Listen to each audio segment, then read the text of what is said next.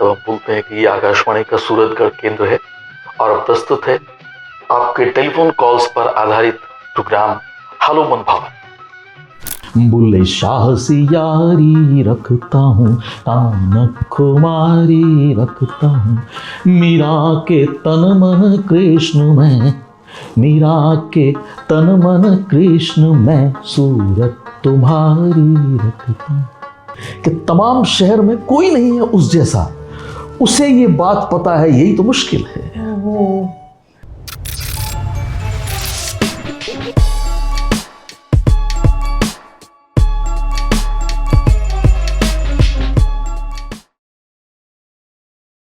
सगळ्यांना राम राम, स्वागत है थारे सारा में। एक रूहानी आवाज जेकी दिल में उतर जावे, शब्द जेका सोचने जगा देवे और अंदाज अगर दिला पर राज करे तो समझ जानो चाहिए माइक पर कौन है। उत्तर है राजेश जी चड्ढा। अगर मैं बात करूं कि आज अपने सामने बा शख्सियत विराजमान है जकांगी शाही आवाज करोड़ा दिलों पर राज करो है, पर कभी नजर को नहीं आया। बे ना केवल आकाशवाणी उद्घोषक है, शब्दांगा जादूगर है, एहसासांगा शायर है, पडेसरियांगा मार्गदर्शक है और मोटेरांगा साचा मीत है। थारे सदैव शब्दा में नजाकत है, आवाज में गजब की गरिमा है और बोलन के अंदाज में एक निरालो ठहराव है जो को सीधो आत्मा में उतर जावे। तो आज आप स्वागत करा राजेश जी चड्ढा को आपने मिनी मैजिक स्टोरी के शो पर। तो सर बहुत बहुत घणे मानू थारो स्वागत है। शुक्रिया बहुत बहुत और मोकली धन्यवाद मोकला। सर मैं आपको बताऊं कि जब मैं होश संभालो, यानी कि जब मैं बड़ी हुई तो मैं टीवी को जमानो देखो है ना, लेकिन रेडियो पर थारी आवाज थारे बारे में सुनो मैं बहुत हो। तो आज मेरे सामने एक लाइव चांस है, एक मौको है जगह के अंदर जगह थाने सिर्फ सुनो है, मैं मैंने आज बिया ही स्टार्टिंग करता देखना में चाहूँ, तो प्लीज थे माने एक झलक दोबारा प्रस्तुत करके दिखाओ। मैं दरअसल रेडियो में रहते हुए ना हिंदी, पंजाबी, राजस्थानी तीनों भाषाओं में कार्यक्रम मैंने किए हैं। तो मैं किस भाषा में आपको बताऊं कि सर बिल्कुल हम हिंदी में सुनना चाहेंगे, क्योंकि वहाँ पे आप जब रेडियो पे ओपन करते थे शो तो आपकी मतलब मधुर जो आवाज थी, शाही आवाज थी, वो हिंदी में ही आया करती थी। आकाशवाणी सूरतगढ़ है जिस केंद्र पर मैं रहा बाद में जी, तो उसकी जब ओपनिंग होती है तो सबसे पहले जिस हम पहली सभा की बात करते हैं, पहली सभा से शुरू होती है, तब हम बोलते हैं कि ये आकाशवाणी का सूरतगढ़ केंद्र है और अब प्रस्तुत है आपके टेलीफोन कॉल्स पर आधारित प्रोग्राम हेलो मन भावन। काफी इसी को अगर पंजाबी की बात करें तो पंजाबी में खुशबू है ना, तो उसकी शुरुआत होती थी सिग्नेचर, हर प्रोग्राम की सिग्नेचर ट्यून होती, संकेत ध्वनि जिसको बोलते हैं, और फिर उसके बाद में उसकी शुरुआत होती है कि मिठी दी खुशबू लेके थोड़े शब्द दोस्त राजेश चड्ढा हाजिर है। अरे वाह अरे अलग दुनिया है रेडियो की। हाँ, पर आपकी आवाज की वो वाइब्रेशन आज भी ऐसे फील हो रही है। तो सर हम सबसे पहले मेरा क्वेश्चन ये रहेगा कि मतलब आप जिस टाइम पे इस कैरियर में आए तो मतलब कोई डॉक्टर, कोई इंजीनियर, कोई टीचर बनना मतलब बच्चों के हॉबी में होता है ना, आपका आकाशवाणी उद्घोषक के रूप में जुड़ाव, उसके साथ स्टार्टिंग किस तरीके से हुई, मतलब कैसे आपने चाहा कि मेरे को ये काम करना चाहिए? दरअसल स्कूलिंग जब खत्म हुई ना, यानी कि 10वीं कक्षा जब उत्तीर्ण हमने कर ली तो हम 2-3-4 मित्र थे, तो लिखने में हमारी रुचि हो गई, कुछ कविता लिखने में। तो जो दैनिक अखबारें हैं लोकल हनुमानगढ़ की, चूँकि मेरा जन्म स्थान भी हनुमानगढ़ है और हनुमानगढ़ में ही जो शिक्षा भी यही ली जो नेहरू मेमोरियल कॉलेज है। अच्छा। उसी में। ठीक है। तो हम लोग कॉलेज में एडमिशन, तब क्या 10वीं क्लास के बाद ये +2 का जो एक कंसेप्ट है ये नहीं था। ठीक है। आप कर सकते थे, लेकिन आप प्री यूनिवर्सिटी भी कर सकते थे। अच्छा। 1 साल प्री यूनिवर्सिटी और first year, second year, third year आपका फाइनल जो हो जाता था। तो हम लोग 10वीं के ठीक बाद कॉलेज में आ गए प्री यूनिवर्सिटी में। तो वो कविताओं को लिखना और वो साहित्य को थोड़ा बहुत जितना पढ़ सकते थे, जो थोड़ा बहुत जान सकते थे, उतना हमने कोशिश भी की। तो साहित्य में रुचि कुल मिला करके हो गई स्टार्टिंग से थी। हाँ, और फिर उसी दौरान क्या हुआ कि हमारी जो ग्रेजुएशन है, स्नातकोत्तर शिक्षा हमारी पूरी हुई और यहाँ आकाशवाणी सूरतगढ़ की शुरुआत होगी 1981 में, 1981 में। ठीक है। तो वहाँ हमने जाना शुरू किया किसी कवि के तौर पर, युवा जो कवि हैं उनके तौर पर, तो वहाँ उनसे जुड़ाव हो गया। तो वहाँ कुछ लोग थे जिन्होंने हमें वहाँ सुना जाना, जब हम पढ़ते थे उनसे बात करते थे। तो वहाँ एक मोहम्मद सलीम हुआ करते थे उद्घोषक जी, जो अब तो वो दिवंगत हो गए, बनारस के थे, काफ़ी फिल्मों में भी उन्होंने काम किया बाद में, यहाँ से जाने के बाद में। वो उनसे कुछ हमारे बहुत निजता हो गई, बहुत अच्छे संबंध हो गए। तो उन्होंने हमें गाइड किया कि आप लोग रेडियो में क्यों नहीं आते। ऐसे हमें मालूम ही नहीं था कि रेडियो के लिए नौकरी भी होती। ठीक है। हम तो सोचते थे रेडियो में तो कोई बाहर से अलग से आते होंगे लोग बात।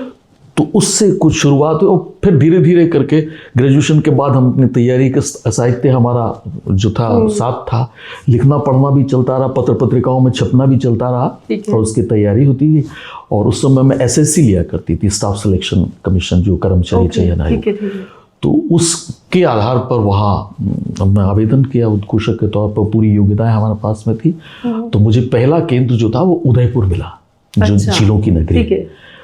तो वो मैंने 1986 में, 1986 में मैंने रेडियो ज्वाइन कर लिया उद्घोषक के तौर पर। वहाँ फिर बहुत सारे लोग थे जिनके साथ रह करके काम करने का मौका मिला, जिनमें सबसे पहले तो मैं जिक्र करूँ एक मुरली मनोहर मंजुल, जो हिंदी के बहुत बड़े कमेंटेटर रहे हैं। अभी तो पिछले वर्ष उनका निधन हुआ है और वो देश का बड़ा नाम था हिंदी कमेंट्री में।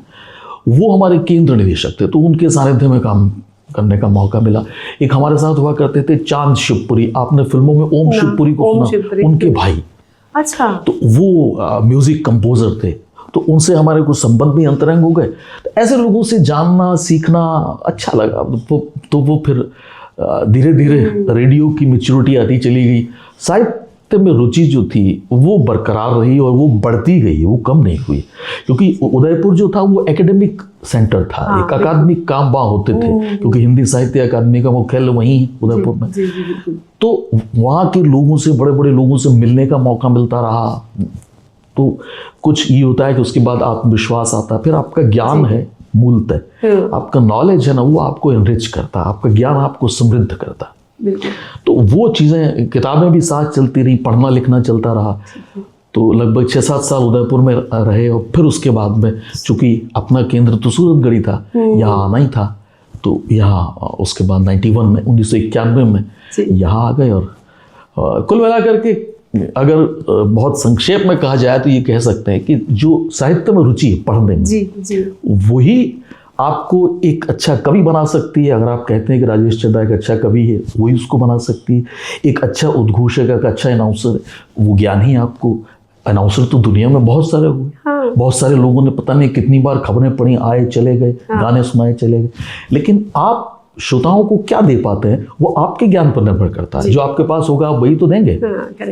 तो छोटी छोटी चीज़ें थी जो रेडियो के अंदर प्रयोग की तरह हमने की, और बहुत लंबा सिलसिला, बड़ी लंबी यात्रा है। आपके अगले सवालों में निकलेगी वो बात। बिल्कुल बिल्कुल। नहीं सर, ये बात तो बिल्कुल सही बोली है आपने कि मतलब जब आप जिस जॉब को, जिस प्रोफेशन को जीने लगते हो ना, तो वो चीज़ें पहुंचती है लोगों तक। एकदम सही कहा है आप। तो मतलब आपने जिया है उस रेडियो स्टेशन के अंदर, उस पल को, उस मोमेंट को, उन कनेक्टिविटीज़ को जो आपके साथ खत के थ्रू आया करते थे ना। बिल्कुल। और मैं ना इस चीज़ को बड़े अलग नज़रिए से देखता हूँ। जैसे मैं ये मानता हूँ कि ये हर व्यक्ति में राष्ट्रीयता होती है जी, लेकिन हर व्यक्ति फौज में जाकर के और अपनी बहादुरी नहीं दिखा सकता। और इसका मतलब ये भी नहीं हो जाता कि अगर कोई फौज में नहीं है तो उसमें राष्ट्रीयता नहीं, उसमें देशभक्ति नहीं। आप जिस फील्ड में काम कर रहे हैं, जो काम आपको सौंपा गया है, जो जिम्मेदारी आपको मिली है, उस जिम्मेदारी को अगर आप ईमानदारी से निभा रहे हैं तो वो सबसे बड़ी राष्ट्रीयता है। आप अध्यापक हैं और आप बेहतर तरीके से बच्चों को ज्ञान दे रहे हैं, आपकी राष्ट्रीयता, आप देशभक्त हैं। एक व्यापारी हैं, ईमानदारी से तोल रहे हैं, वो आपकी राष्ट्रीयता है। रेडियो के अंदर आप एक ब्रॉडकास्टर है जैसे मैं, आप अपनी वो जिम्मेदारी ईमानदारी से निभा रहे हैं, समर्पित भाव से, तब तक आपको कुछ नहीं मिल सकता। और अगर समर्पित हैं तो आपको उसके परिणाम भी मिलते हैं। इसी वजह से ये होता है कि व्यक्ति की पहचान अलग किस्म से बनती है। सर अभी जैसे कि हम कम्युनिकेट कर रहे हैं ना, तो अपने को एक दूसरे का फेस दिख रहा है, अपने एक्सप्रेशन अपने नोट कर रहे हैं, मतलब समझ में आ रहा है कि हमें कोई सुन रहा है। रेडियो में तो आप अकेले, बिल्कुल, और माइक, और फिर भी आप लोगों के दिलों तक उनकी आत्माओं को छू पाए हो, है ना। तो वो जो पीरियड था वो आपके लिए चैलेंजिंग था या किस तरीके का सफर रहा आपका? वो चैलेंजिंग तो उसके लिए बन जाती हैं वो चीज़ें, जैसे मैंने आपको कहा कि जब आपके साथ जॉब सेटिस्फेक्शन जुड़ जाता है ना, कि जो नौकरी आप चाहते हैं वो, मैं अगर किसी दफ्तर में बैठ करके और वो बंद बस्तों को जहाँ देखता था कभी कभी, तो मैं ये सोचा करता था, कभी कभी जाते थे जैसे कुछ मित्र या बड़े भाई जब होते हैं तो हम ये सोचा करते थे कि अल्टीमेटली तो मिडिल क्लास लोग हैं, हम लोग मध्यम वर्गीय, तो सोचते थे नौकरी मिलेगी। तो मैं ये सोचता था अगर ऐसी नौकरी मिल गई तो मैं तो सो जाऊंगा दफ्तर में, मेरी तो रुचि का काम है, मुझे तो पढ़ना लिखना चाहिए। लेकिन वो शायद कोई ऐसी ईश्वर ने रच रखा था कि वो सब कुछ मिला भी नहीं है, और जो चाहिए था वो मिल गया। तो होता क्या है कि स्टूडियो में जब आप बैठे होते हैं ना, और वो भी खास तौर पर जब खाली ऑडियो होता है, जब विजुअल नहीं होता। आज तो देखिए हम भी बात कर रहे हैं तो ऑडियो भी है, विजुअल भी है, आज हमें सुन भी रहे हैं, लोग देख भी रहे हैं, लेकिन वहाँ तो सिर्फ सुनकर के आपको एहसास कराना।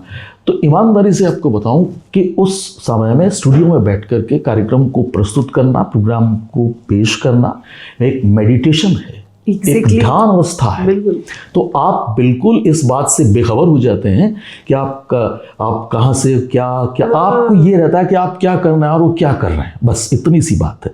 और कभी कभी तो ये होता था कि जब हम स्टूडियो से बाहर निकलते थे, 1 घंटे का मान लीजिए कार्यक्रम है, तो बाहर निकलते, जी लाइव चलते थे, तो वो बाहर निकलते थे तब हमें पता लगता था कि बाहर बारिश भी आई, आंधी भी आई, तूफान भी आया, ये लू भी चल रही, कुछ भी, हमें मौसम का भी कोई अंदाजा नहीं होता था। अच्छा, इसके बिना आप एक बेहतर प्रस्तुति दे भी नहीं सकते, ये कीमत तो मांगती है आपकी पेशकश, इतनी मेहनत तो चाहिए उसमें। सही बात, बड़ा ही गजब का आंसर था कि ये ध्यान था आपका।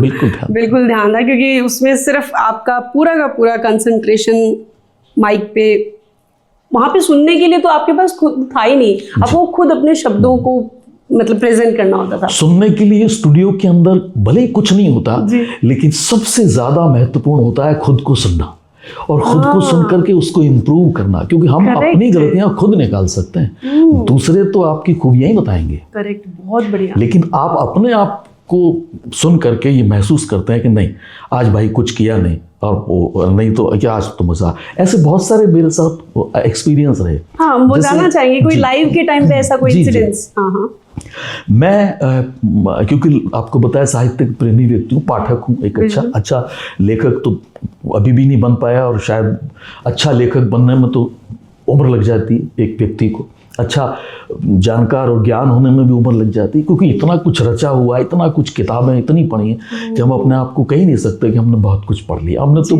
0.1% भी शायद पढ़ा हो तो पढ़ा हो, लेकिन इतना कुछ है पढ़ने को। जब धीरे धीरे आप पढ़ते हैं तब आपको एहसास होता है। तो मैं पंजाबी प्रोग्राम, जैसा आप ने बताया कि बड़ा मकबूल, बहुत ही मशहूर कार्यक्रम था वो, मिट्टी दी खुशबू, अभी भी चलता है, लेकिन तो वो कार्यक्रम प्रस्तुत करता था। तो पंजाबी साहित्य की बहुत बड़ा नाम है आधुनिक पंजाबी साहित्य में, वो है शिव कुमार बटालवी का। जी, ये मेरा क्वेश्चन भी था।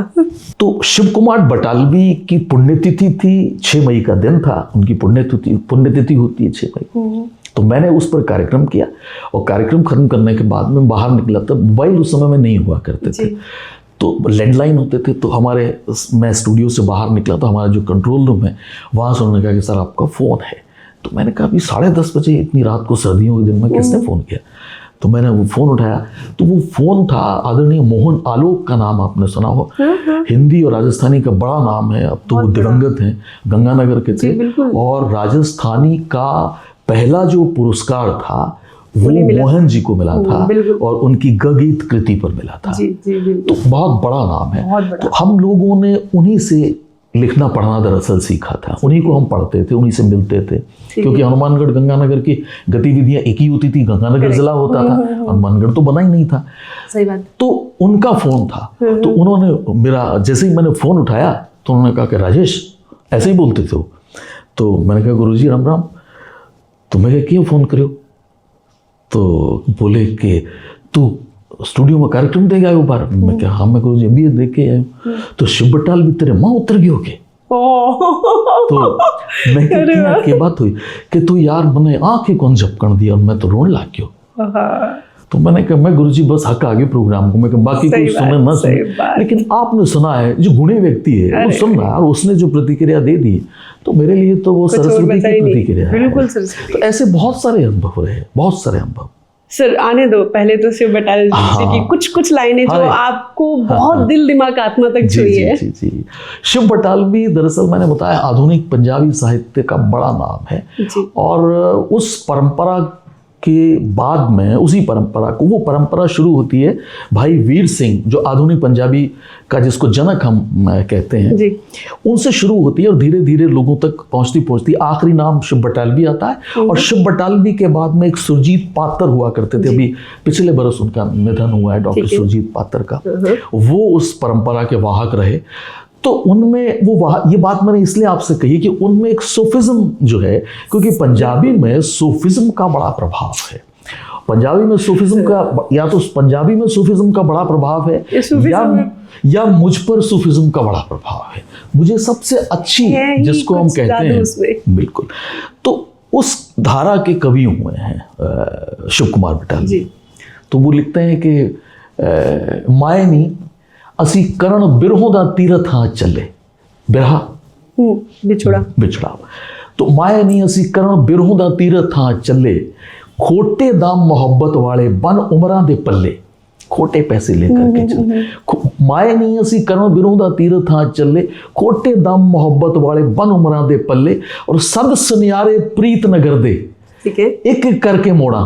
वो प्रीत नगर के, उन प्रेम नगर के उन सुनारों को बुलाओ जिनसे मैंने ये लिए हैं कि सद सुनियारे प्रीत नगर दे एक एक करके मोड़ा, सोना समझ बिहाजे संजो, सोना समझ बिहाजे संजो, मैं पित्तल दे छले। तो वो ये यहां तक पहुंचने वाला प्रेम को देखिए, यानी हम जिसको हम सोना समझ के बरतते रहे और अंततः वो पीतल निकला, कहने का भाव यही है। लेकिन कवि जब अपने छंद में अपनी उपमाओं के साथ, अपने बिंब के साथ कहता है तो उसका आनंद दूना चौगुना हो जाता है। और इसी बात को अगर शिव बटालवी कहता है तो वो कई गुना हो जाता है। अरे वाह, शिव कुमार बटालवी वो कहते हैं कुछ एक और जी हाँ, तो वो एक बेटी की तरफ से उनका एक गीत है जी, तो वो लिखते हैं कि मैंने वो रुत ले दे मुल, बेटी जब विदा होती है जी, तो उसको पिता माबूल जिसको कहते हैं, वो मतलब ये चाहता है कि मैं जो भी मेरे पास में सब कुछ दे दो इसको कुछ भी कमी न रहे। तो लेकिन जब कवि उस नजरिए को देखता है तो वो उसको कहते हैं कि वो बेटी जो है वो बाप को कहती है कि मुझे कुछ नहीं चाहिए, मुझे सिर्फ, वो कहते हैं कि माया नहीं मैनू ओ रुत ले दे मुल जद पैण कपाही फुल। आप देखिए इन दो मिसरों में, इन दो पंक्तियों में उसने कहा कि जब कपास खिलती है किसान के लिए तो उस समय वो समृद्ध होता है, जो मेहनत उसने की होती है उसका उस समय में उसका फल मिलता है। तो वो ये चाहती है कि जब कपास के फूल खिलते हैं ना, तो मेरे पिता के चेहरे पर जो खुशी होती है, जो नूर होता है ना, मैं चाहती हूँ कि बस मेरे पिता के चेहरे पर ये नूर बरकरार रहे, मुझे और कुछ नहीं चाहिए, मुझे वो ऋतु ही दे दे ताकि मैं चार ऋतुएं हैं ना, तो चारों की चारों ऋतुएं जो हैं वो कपास के फूल खिलाती रखूं ताकि मेरे पिता के चेहरे पर ये नूर रहे। आप देखिए क्या कितनी बड़ी बात। तो वो बहुत बड़े कवि थे और मैंने बहुत काम किया उनके ऊपर, उनके कुछ गीतों का। कभी मिल पाए आप उनसे? बस यही एक दुख रहा कि मैं मिल नहीं पाया, क्योंकि उनका निधन जो था वो बहुत पहले हो गया था, 75 के पहले तक हो गया था। तो उस समय तक तो हमें पढ़ने की समझ नहीं थी, जानने मिलने की तो बात ही दूर थी, क्योंकि 35 साल की उम्र में तो वो चले गए थे शिव कुमार बटालवी, बहुत छोटी सी उम्र में।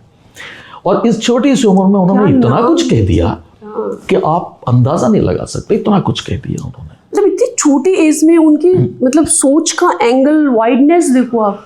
उस व्यक्ति के साथ जो लोग पढ़े हुए हैं, जो आज प्रोफेसर्स हैं, इंटेलेक्चुअल लोग बटाला के थे वो शिव कुमार बटालवी, वो लोग उनको कभी आप सुने, मैंने उनको सुना, उनसे मिला हूं, तो वो लोग ये कहते हैं कि शिव के पास किसी एक शब्द को लेकर के जो भंडार था, शब्द भंडार था, उसका इतिहास क्या, यानी आप ये देखिए कि किनारे की मिट्टी है अगर तालाब के, उसको क्या कहते हैं, जहां तक आप अर्ध डूबे होते हैं उसको क्या कहते हैं, ठीक तालाब के बीच की जो जगह है जो मिट्टी, उसको क्या कहते हैं। ऐसे ऐसे शब्द उनके पास थे लोक के। और ये कहते हैं साहित्य जो होता है ना, वो लोक के शब्द से रिच होता है, समृद्ध होता है। आंचलिकता जब आती तो वो उसको समृद्धता देती है। कितने सारे लोग प्रेमचंद क्यों आज बड़े माने जाते हैं, क्योंकि उनमें लोक के शब्द, आंचलिकता थी। उन्होंने हिंदी उर्दू को बहुत ही आसानी से इस्तेमाल किया, इसीलिए आज प्रेमचंद जैसा कोई नहीं। यही बात शिव बटालवी में थी। तो शिव बटालवी पर एक दफ़ा हम लोग घूमने गए थे, हम 2-3-4 मित्र थे, तो हिमाचल की तरफ। तो अचानक से जिस रास्ते से जा रहे थे, तो क्योंकि मेरी नौकरी ऐसी रही कि जहाँ बहुत ज़्यादा आप बाहर नहीं रह सकते, स्टूडियो में आपको जो कार्यक्रम करना है वो करने हैं। अब आप पॉडकास्ट की बात करते हैं, आपको करना है तो करना है। तो हम चूंकि और ज़्यादा, आप स्वतंत्र हैं, लेकिन हम लोग तो भारत सरकार के प्रतिनिधित्व थे, भारत सरकार का प्रतिनिधित्व करते थे, तो ये दिक्कत थोड़ी होती थी। तो लेकिन घूमने के लिए हम लोग 5-4 मित्र एक बार गए, तो वहाँ जाते जाते हम लोग अमृतसर के पास से निकलने लगे, तो वहाँ मैंने माइलस्टोन लगे होता, तो वहाँ देखा मैंने कि बटाला इतने किलोमीटर। तो मैंने अपने वो जो मेरे मित्र थे उसको मैंने कहा, यार गाड़ी रोकने के बाद बोले, मैंने कहा बटाला कितनी दूर है? बोले ये थोड़ा सा इधर चलेंगे। तो जब मैंने कहा आपको अगर कोई, आप क्योंकि 4 लोग हैं, बाकी के उनकी भी तो हाँ पूछना पड़ेगा ना। तो मैंने उनसे पूछा कि आपको कोई आपत्ति नहीं। लेकिन क्या हुआ, सूरतगढ़ से अमृतसर तक पहुंचते पहुंचते मेरे पास बात करने के लिए साहित्य तो है, इसके अलावा मुझे आता ही कुछ नहीं है। तो मैंने उनको शिव बटालवी ऐसे समझा दिया कि उनको लगा कि यार इस व्यक्ति को जितना सुना जाए उतना अच्छा है। तो मैंने पूछा, मैंने कहा बटाला अगर अपने रुक लें कोई आधा-पौना घंटा? तो बोले कैसे? मैंने कहा शिव बटालवी को कह चलेंगे, क्यों नहीं चलेंगे। तब तक वो पूरी तरह तैयार हो गए, हाँ उसके नशे में थे, हाँ शिव के। हम उसके घर पे गए, घर हमने जी, और वो तब तो वो नहीं थे, तो अपने वो पुराना जो उनका एड्रेस था उस पे पहुँचे हम लोग। और पहुँचने के बाद में वहाँ एक महिला ने दरवाज़ा खोला, तो हमने पूछा उनसे कि आप, तो उनका कि मैं शिव की भाभी हूँ बड़ी। तो हम लोगों ने फिर उनके चरणों से बैठे, हम लोग बात करने लगे। तो 1 महीना पहले शिव के बड़े भाई यानी उनके पति का देहांत हुआ था, तो वो बहुत ही गमगीन, एकदम गमज़दा थी उस समय। तो हम लोग बात करते रहे। शिव पर मैंने उनसे इंटरव्यू किया रेडियो के लिए। अच्छा। और सारी बातें उन्होंने कहा कि उसकी शादी भी मैं करा के लाई थी। दरअसल क्या, आपने पंजाबी के, क्योंकि हमारा जो एक क्षेत्र है इसमें पंजाबी पूरी तरह से मिश्रित है। शादियों में आज भी भले किसी भाषा की शादी हो, लेकिन पंजाबी सॉन्ग चलने पसंद भी करते हैं, सुनते भी हैं। तो पंजाबी के बहुत सारे लोकगीत हैं, जैसे एक गीत है कि एक मेरी आकाशनी, अगर आपने सुना, दूजा रात दे नींदरे ने मारे, है ना, ऐसे इस तरह के बहुत सारे गीत। तो ये सब शिव के गीत हैं ऐसा जी, और उसको लोकगीत की तरह गाया जाता है। तो लोगों को ये पता ही नहीं है कि शिव बटालवी के गीत हैं। उन्होंने कितना, आप देखिए कि यहाँ तक बेहतर तक उतारा है शिव कुमार बटालवी को। तो उसने कहा कि ये जो गीत है ये मेरे शादी के बाद मेरे पर ही लिखा था शिव ने, क्योंकि वो उसकी भाभी थी। तो उसमें कहते नहीं कि मेरा देवर इलती ऐसे करके, वो देवर भाभी की छेड़छाड़ का नोक-झोंक का गीत है। तो इस तरह उनसे खूब बातें हुई। तो मैंने फिर उनको ये कहा, मैंने कहा हम आपको भाभी कह सकते हैं? उन्होंने कहा बिल्कुल आप कहो ना। तो फिर उन्होंने कहा कि चाय बनाती हूँ मैं। तो मैंने कहा कि ये इस घर में शिव बटालवी खुद चाय बनाया करते थे? बोले हाँ। मैंने कहा वो रसोई, तो मैं रसोई में गया। तो फिर मैंने उनको कहा, मैंने कहा आप सारे बैठो, चाय मैं बनाऊंगा। तो मैंने वहाँ चाय मैंने बनाई, मैंने सर्व की। उन कमरों में मैं गया जहाँ पर शिव बटालवी लिखा था, मैंने फील किया। मुझे आज भी वो पूरा एक घर पूरी तरह से अच्छी तरह से याद है, उनका एक कमरा। और खूब उसके बाद फिर धीरे धीरे ऐसी स्थिति हो गई। फिर तो शिव की जो पत्नी है अरुणा शिव बटालवी, उनसे मेरी बात भी होती है, कनाडा रहती हैं। उनका बेटा है मेहरबान, उनसे भी मेरी बात होती। उनको भी मैंने यहाँ आमंत्रित किया हुआ, उनके एक बहुत अच्छा कार्यक्रम करेंगे हम लोग। आप तो वहाँ किसी फिल्म के सिलसिले में शायद वो आएंगे और वो बाकायदा मिल करके जाएंगे। फिल्म साइन करनी है उन्होंने, किसी प्रोड्यूसर ने बुलाया होगा उनको।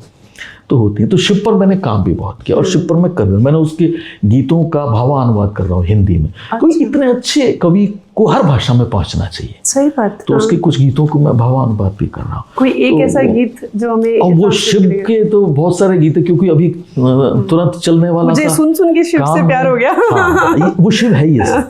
शिव कुमार बटालवी के साथ में मुझे गूगल करके देखना पड़ेगा। यही है उसका बहुत मशहूर एक गीत है कि पट्ठी वालिए चंबे दिए डालिए, हाँ। पीड़ा दा परागा पुन दे। यानी वो कहता है कि पीड़ा का पीड़ दुखों का परागा बोलते हैं रोटी को। हम गुरुद्वारे में जब जाते हैं ना तो प्रसादा मिलता है, हाँ। तो वो जो भाई होते हैं वो पूछते हैं आपके परागा जी परागा जी परागा जी, वो परागा उसको बोलते हैं। तो जो बड़ी रोटी मोटी रोटी, तो वो कहता है पट्ठी वाली चंबे दिए डाली। चंबे का जिक्र उन्होंने बहुत किया है शिव ने, क्योंकि हिमाचल और पंजाब एक ही तो थे, हिमाचल तो बाद में बना। तो चंबे, और इसी चंबे का नाम सुन के हम लोग मित्र जो गए थे ना, वो हम चंबे ही गए थे। हमने रास्ते में डिसाइड किया था कि शिव ने चंबे का चंबे ही चलेंगे। तो उस चंबे का जिक्र किया। तो वो कहता है कि पट्ठी वाली है चंबे दी डाली भी, चंबे की डाली से खूबसूरत शिव को कुछ नहीं लगता था। क्योंकि इतना वहाँ का प्राकृतिक सौंदर्य है, कभी आप जाएं, मैंने तो सिर्फ उसकी वजह से उस शहर को भी देखा पूरा का पूरा। तो उसको कहते हैं कि पीड़ा ना पर मेरे जो दुख है ना, इनको गूंथ करके इसकी रोटी बना दे मुझे। तेनू दिया हंजुआ दा पाढ़ा, मैं तुझे जो पैसे दिए जाते हैं ना भूनने के, तो मैं तुझे आंसू दे दूंगा, मैं तुझे उसका भाड़ा दे दूंगा। पीड़ा दा परागा पुन दे। शब्दों का जिसको कहते हैं कि कभी उसने दोहराव नहीं किया, उपमाओं में बिंब में इतना ऐसा जीवंत लिखने वाला था।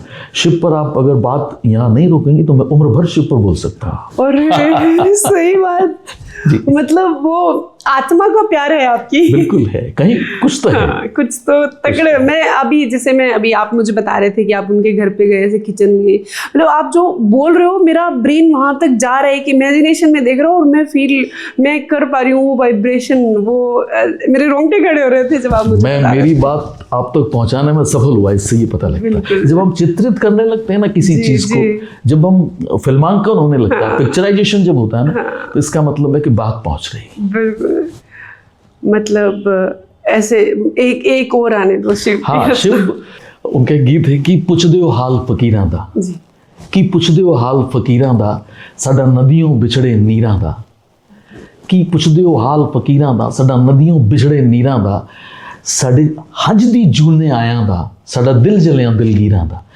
और उसका भाव देखिए, वो कहते हैं कि बिछड़ो की पुछ दिओ हाल फकीरां दा। फकीर से मतलब है कि जिसको दिन दुनिया से कोई लेना देना, उसका क्या पूछते हो आप। नदी, जैसे नदी से पानी बिछड़ता है ना, तो नदी का पानी जब बिछड़ता लौट के कभी नहीं आता। आप किसी नदी में खड़े होंगे तो जो लहर छू करके आपको निकलेगी वो लौट के नहीं आएगी, वो दूसरी कोई नई लहर ही होगी। साडा हज दी जूने आया था, मतलब हम तो सांझ पढ़ाई तो आए हैं जी। साडा हज दी जूने आया था, साडा दिल जलिया दिलगीरां, प्रेम को लेकर के उनका ये कविता। वो कहते हैं कि असी हट गए जब इश्के दी। वो इससे पहले वो बात करते हैं कि तकदीर तो साडी सौंकण सी, तदबीरां साथों नहीं हुईयां। तकदीर तो साडी सौंकण सी, मतलब मेरी तो सौतन तकदीर मेरे खिलाफ है, मेरे फेवर में कभी कुछ नहीं रहा। तकदीर तो साडी सौंकण सी, तदबीरां साथों ना हुईयां, हमसे कोई साधन नहीं बना ऐसा मिलने का। तकदीर तो साडी सौंकण सी, तदबीरां साथों ना हुईयां, असी हट गए जब इश्के दी। हम जब इश्क की दुकान पर गए, असी हट गए जब इश्के दी, मुल कर बैठे तस्वीरां दा। हमने तस्वीरों को ही सजीव समझ लिया। सर मजा आ गया, मतलब शिव के बारे में बात करके। ना केवल आपने शिव के बारे में मुझे बताया, बल्कि मुझे इंस्पायर कर दिया कि आज बस पॉडकास्ट खत्म होते मुझे उन्हीं को ही पढ़ना है। बिल्कुल, आपका सौभाग्य होगा शिव को। बिल्कुल, क्योंकि उसमें मुझे आपकी डेफिनेटली हेल्प लगेगी, क्योंकि वो पंजाबी में लिखते हैं। शिव के लिए किसी भी मदद को तैयार हो, शिव को बहुत इस अपने क्षेत्र में। दरअसल जिस प्रोग्राम की बात आप कर रहे हैं ना, मिट्टी दी खुशबू, उन कार्यक्रमों के जरिए इस क्षेत्र के अंदर मैंने शिव बटालवी को इतना आम किया कि लोगों ने उसको पढ़ा, और बहुत सारे मित्रों को मैंने पुस्तकें दी शिव की पढ़ने के लिए, आप इनको पढ़िए। पढ़ने के बाद उनको लगा कि ओहो, इससे ऊपर तो कोई है ही नहीं। तो यहाँ सूफिज्म को लेकर के और शिव कुमार बटालवी को लेकर के जो मैंने रेडियो के माध्यम से आम श्रोता तक बात पहुँचाई, उनको पता लगा कि शिव क्या है। वरना हमारा क्षेत्र साहित्य के क्षेत्र में इस तरह से समृद्ध नहीं था। आज तो है, आज तो पूरे राजस्थान में अगर कहीं काम हो रहा है, चाहे वो राजस्थानी भाषा को लेकर के, पंजाबी को लेकर के, हिंदी को लेकर के, हमारे क्षेत्र में गंभीरता से हो रहा है। बहुत सारे नाम। बिल्कुल बिल्कुल। सर ये अभी आपने जिक्र किया मिट्टी दी खुशबू, है ना, ये प्रोग्राम मतलब मोस्ट पॉपुलर प्रोग्राम रहा था ना, बहुत प्यार, मतलब मैंने यहाँ तक सुना है कि उस प्रोग्राम में लेटर्स आते थे, जो लेटर्स भी आते थे, तो वो मतलब पाकिस्तान से लेटर्स आते थे ना। बहुत। हमने टेलीफोन कॉल्स पर भी किया उस कार्यक्रम को, बाद में जब टेलीफोन आम पहम हो गया जब, तो फोन पर भी किया, मेल तो थे ही थे, तो टेलीफोन कॉल भी आया करता। तो मतलब ये प्रोग्राम मतलब आपके माइंड ने रचा था या आपके टीम ने रचा था, मतलब ये शुरुआत कैसे हुआ? ये दरअसल हमारे केंद्र पर एक हमारे महानिदेशालय से, दिल्ली से एक ऐसी इंस्ट्रक्शंस आई कि ये क्षेत्र, चूंकि अब तो स्थिति कुछ अलग है, उस समय की बात है जब ये 96 की बात कर रहा हूँ, 1996, आज से आप मान के चलिए कि 30 साल पहले की बात है। तो उस समय में ये था कि इस क्षेत्र में 60-40 का रेशो था। 60% पंजाबी बोलने वाले थे, भले ही वो राजस्थानी है। अब मैं राजस्थान का, मेरा जन्म है, हनुमानगढ़ का जन्म है, लेकिन पंजाबी भाषी हूँ, राजस्थानी भी उसी फ्लो से बोलता हूँ जिससे पंजाबी बोलता हूँ, और हिंदी तो मेरी भाषा है, तो हम सबके लिए है। तो उस वजह से उन्होंने कहा कि जब 60% लोग पंजाबी भाषी बोलते हैं, तो आपने देखा होगा यहाँ राजस्थानी लोग भी पंजाबी अच्छी बोलते हैं, और पंजाबी लोग भी राजस्थानी बहुत अच्छी बोलते हैं। तो आप ऐसा कार्यक्रम एक शुरू करना चाहते हैं आधे घंटे का, तो अगर आप ऐसा कर सकते हैं, आपके केंद्र पर ऐसा कोई व्यक्ति है जो कर सके, तो क्योंकि उसमें निरंतरता चाहिए। प्रोग्राम जब आप प्लान करते हैं तो ऐसा नहीं होता कि मुझे 1 अंक करना, 2 अंक करना, ऐसा नहीं, वीकली करना, महीने में 4 करने हैं, 60 प्रोग्राम आपको साल में करने हैं, और कितने साल करने हैं ये नहीं पता। तो आपको हर रोज नया देना, हर शुक्रवार नया देना, तो सोच समझ करके तय करना पड़ता है। तो हमारे केंद्र निदेशक ने उस समय में मुझे बुलाया कैसे ऐसे करके कि अगर आप कर सकोगे, मैंने कहा जी आप तो आंख बंद करके हाँ कर दीजिए। तो बोले मैं लिख दूँ? बिल्कुल आप लिख दीजिए। तो उन्होंने नाम सहित लिख दिया कि ये व्यक्ति ऐसे ऐसे हैं, तो वो प्रस्तुत किया करेंगे।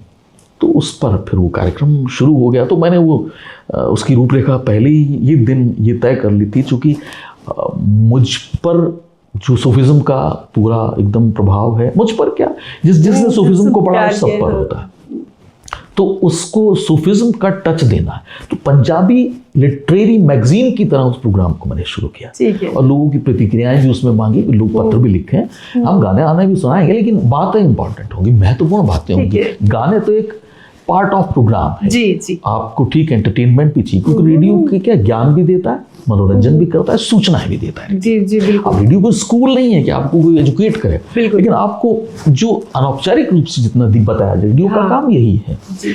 तो वो कार्यक्रम इस तरह से 12 जुलाई 1996 को शुरू हुआ था। वो कार्यक्रम पहला कार्यक्रम था, और फिर वो निरंतर चलता रहा। ये तो पहला जो शो आपने मिट्टी दी खुशबू का किया, तो मतलब क्या माइंड सेट लेके किया कि मतलब मैं किस तरीके से लोगों, मैंने उस समय उसकी भूमिका बांधी 5-4 मिनट तक। तो इस कार्यक्रम को मैं मतलब क्या सोच करके मैंने किया है, और क्या इसमें होने वाला है, तो मैंने उसको जोड़ा कि हमारी जो कल्चर है, हमारी जो संस्कृति है, उसमें परंपराओं के नाम से बहुत सारी चीजें जो अच्छी परंपराएं हैं वो भी खत्म हो जाती हैं।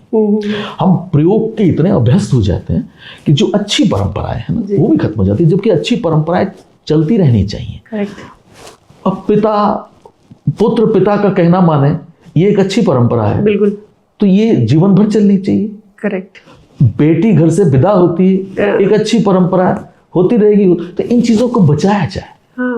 तो इन बातों या कल्चर, जो चीजें हमारे बीच से खत्म हो गई, पहनावा, लिटरेचर उस तरह का खत्म हो गया, फुहड़ता ज्यादा आ गई, तो हम उसको किस तरह से, ये मैंने भूमिका बांधी। और फिर उसके बाद में लोगों के पत्र आने शुरू किए, कनेक्ट हुए आप उनसे। फिर उसके बाद में धीरे धीरे ये हो गया कि मेरा एक व्यक्तिगत रूप से एक ऐसा हो गया कि शुक्रवार का दिन जो था वो लोगों को भी इंतजार रहता था, और मैं हर बार कुछ नया लेकर प्लानिंग करके जाते थे। प्लानिंग मैं बस मेरी प्लानिंग इतनी ही है कि मैं अध्ययन, मेरी रुचि है, और किसी भी बात को अगर आप निरंतर अध्ययनशील रहते हैं ना, तो आपको कभी भी किसी भी बात के लिए आप सदैव तैयार रहते हैं, आपको कहीं कोई परेशानी नहीं होती। तो धीरे धीरे फिर ये हो गया कि आपको करना, जब आप एक्चुअली होता क्या है कि साहित्य को जब आप संवाद के माध्यम से पहुंचाना चाहते हैं जी, तो आपको वो बात स्वभाव में लानी पड़ती है, आपके नेचर में आ जानी चाहिए वो बात है। आपकी बात से, आपकी एक बात जो है वो आपका परिचय दे देती है कि आप किस सोच के व्यक्ति हैं। बहुत बड़े शायर हुए मीर, तो मीर के लिए ये कहा जाता है कि मीर की जो बात थी ना वही शेर होती थी।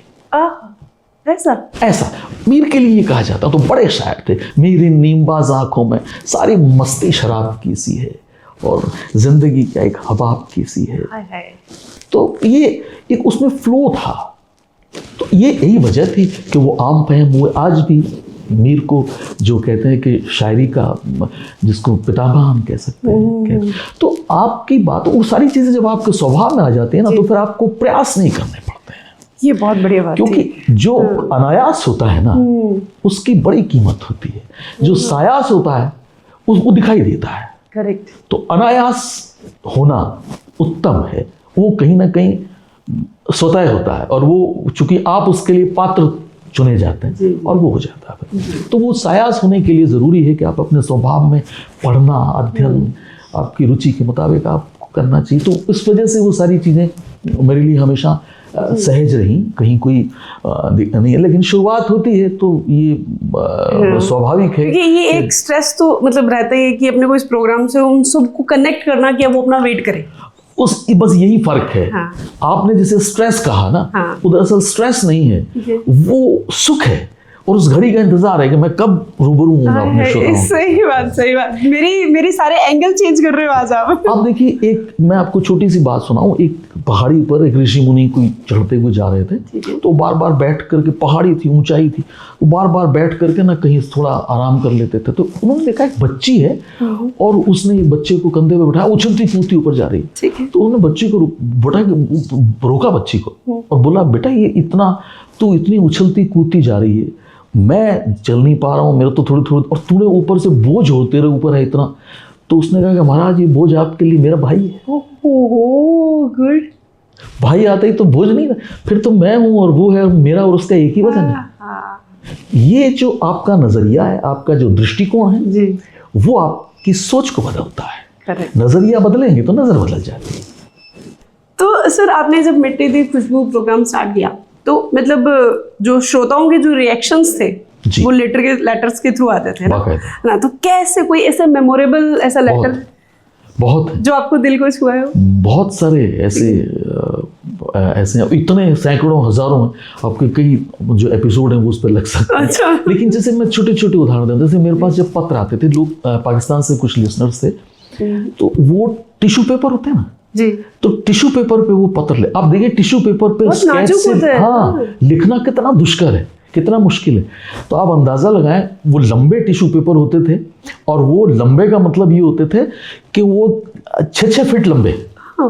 तो मुझे यूं करके खोलना पड़ता था, और मेरा एक साथी, जब मैं पत्र पढ़ता था तो वो सामने ऐसे, मेरा एक साथी जो होता था उस समय में उपलब्ध, जो भी व्यक्ति रहता था सहयोग, तो उसको एक तरह वो पकड़ता था, और मैं उनको, क्योंकि मैं रेडियो पर हूँ, मैं दिखा तो सकता नहीं, तो मैं तो बोलकर बता सकता हूँ, तो मैं उनको बोलता था, देखिए ये फला जो लिसनर है उसने मैं भेजा है टिश्यू पेपर, इतना बड़ा है, लिखा क्या? उसके ऊपर कार्यक्रम की प्रतिक्रिया लिखी रहती थी। जैसे मैं आपको बताऊँ, एक प्रतिक्रिया मुझे अभी भी याद है। एक क्या अनेक याद है। एक ये थी कि मैंने एक कार्यक्रम में बुल्ले शाह का जिक्र किया, तो मैंने बुल्ले शाह का जिक्र किया, तो जब उस कार्यक्रम को उस लिसनर ने सुना, अगली बार जब उसने पत्र लिखा तो उसने मुझे कहा कि साहब, मैं बुल्ले शाह की जो मज़ार है ना, मैं वहीं से ये पत्र लिख रहा हूँ। आपने बुल्ले शाह के बारे में बताया, और मैं बुल्ले शाह की मज़ार तक, किताबें तो मैंने खरीदी ली, और मैं इनकी मज़ार तक आ गया, वहीं है पाकिस्तान में, तो मैं वहीं पर से ये आपको पत्र लिख रहा हूँ। तो मुझे लगा कि ये मेरा कहना सार्थक हो गया। बिल्कुल। एक थे हमारे लिसनर, उन्होंने मुझे पत्र लिखा, और ये लिखा कि मैं अब तक आपको पत्र लिखता था तो मैं बेरोजगार था, और अब मेरी नौकरी लग गई, मैं टीचर हो गया हूँ, तो मैं आपको ना मिठाई खिलाना चाहता हूँ, तो मैं आपको मिठाई कैसे भेजूँ? तो मैंने उसको कहा, मैंने कहा आप ना जब स्कूल जाएं, कल की तारीख में, आज आप प्रोग्राम सुन रहे हैं क्योंकि रात को 9:30 बजे कार्यक्रम होता था, मैंने कहा कल सुबह जब आप स्कूल जाएंगे तो जिस क्लास के आप कक्षा अध्यापक हैं, जिसकी हाजिरी आप लेने वाले, उस क्लास में जितने बच्चे हैं उनको वो मिठाई का डिब्बा उनके बीच में बांट दीजिएगा, तो आप समझ लीजिए कि मुझे मिल गई। उसका फिर उस समय में क्या था, 40 दिन लगते थे एक पत्र को वहां से आने में, समय लगता था, क्योंकि बहुत सारी सुरक्षा जो थी उसमें से निकल करके आते थे पत्र। हाँ, तो वो 40, तो वो फिर उसने लिखा कि इस तरह से मैंने वो मिठाई बांटी और मुझे बहुत अच्छा लगा। हाँ, तो इतने सारे लेटर्स मैनेज कैसे होते, मतलब आप सब सारे लेटर्स बैठ के पढ़ते थे? अब देखिए होता क्या है कि एक हफ्ते में वो पत्र आते थे, एक हफ्ते में एक कार्यक्रम होता था, तो महीने में 4 कार्यक्रम या 5 कार्यक्रम होते थे।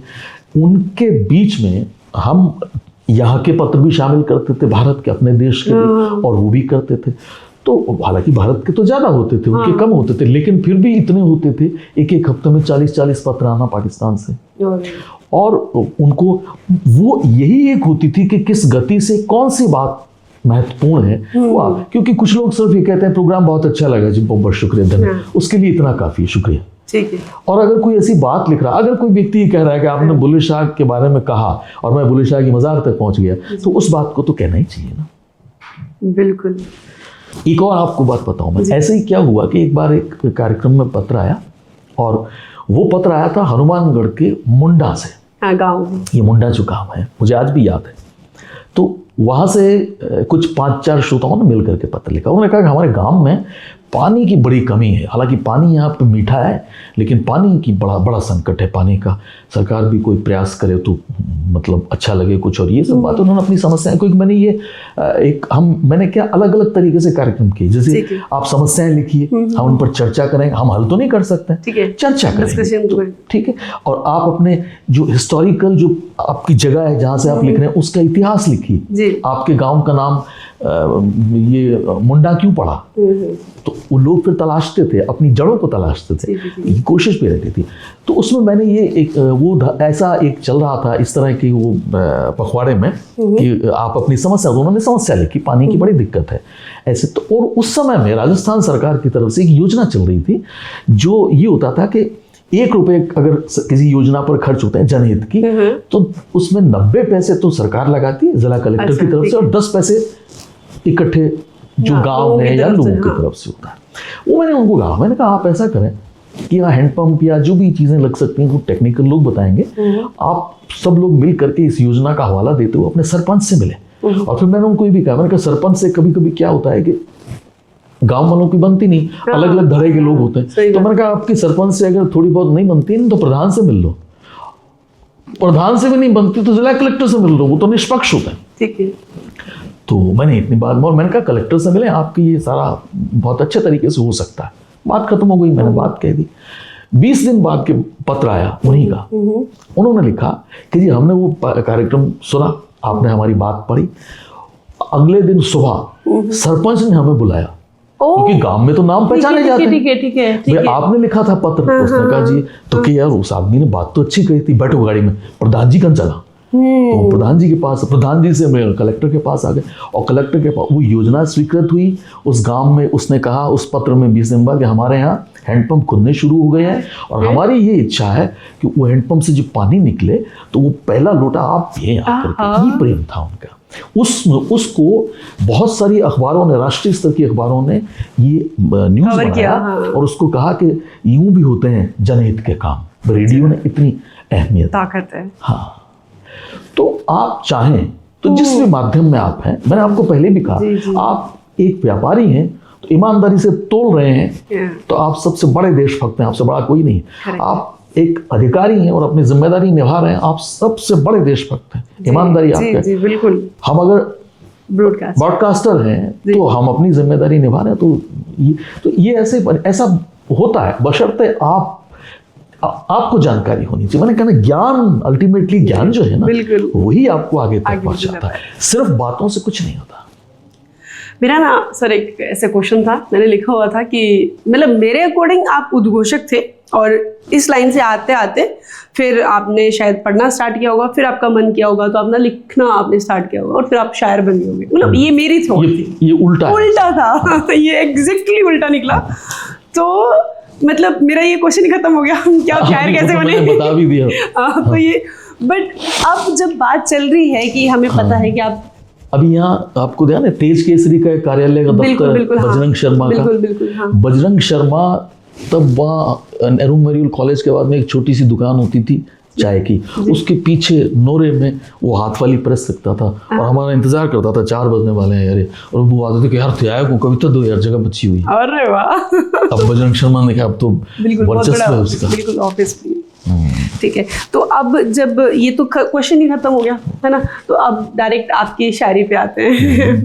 ठीक है, उसमें मैं सबसे पहले जो मैं सुनना चाहूँगी वो मतलब मैंने इसे सुनी है कहीं कहीं से, बुल्ले शाह से यारी रखता हूँ, और वो पता नहीं मेरे को ये 2 ही लाइन है, ठीक है, नानक से खुमारी रखता हूँ, बस ये 2 ही लाइन में गुनगुनाते रहते हो।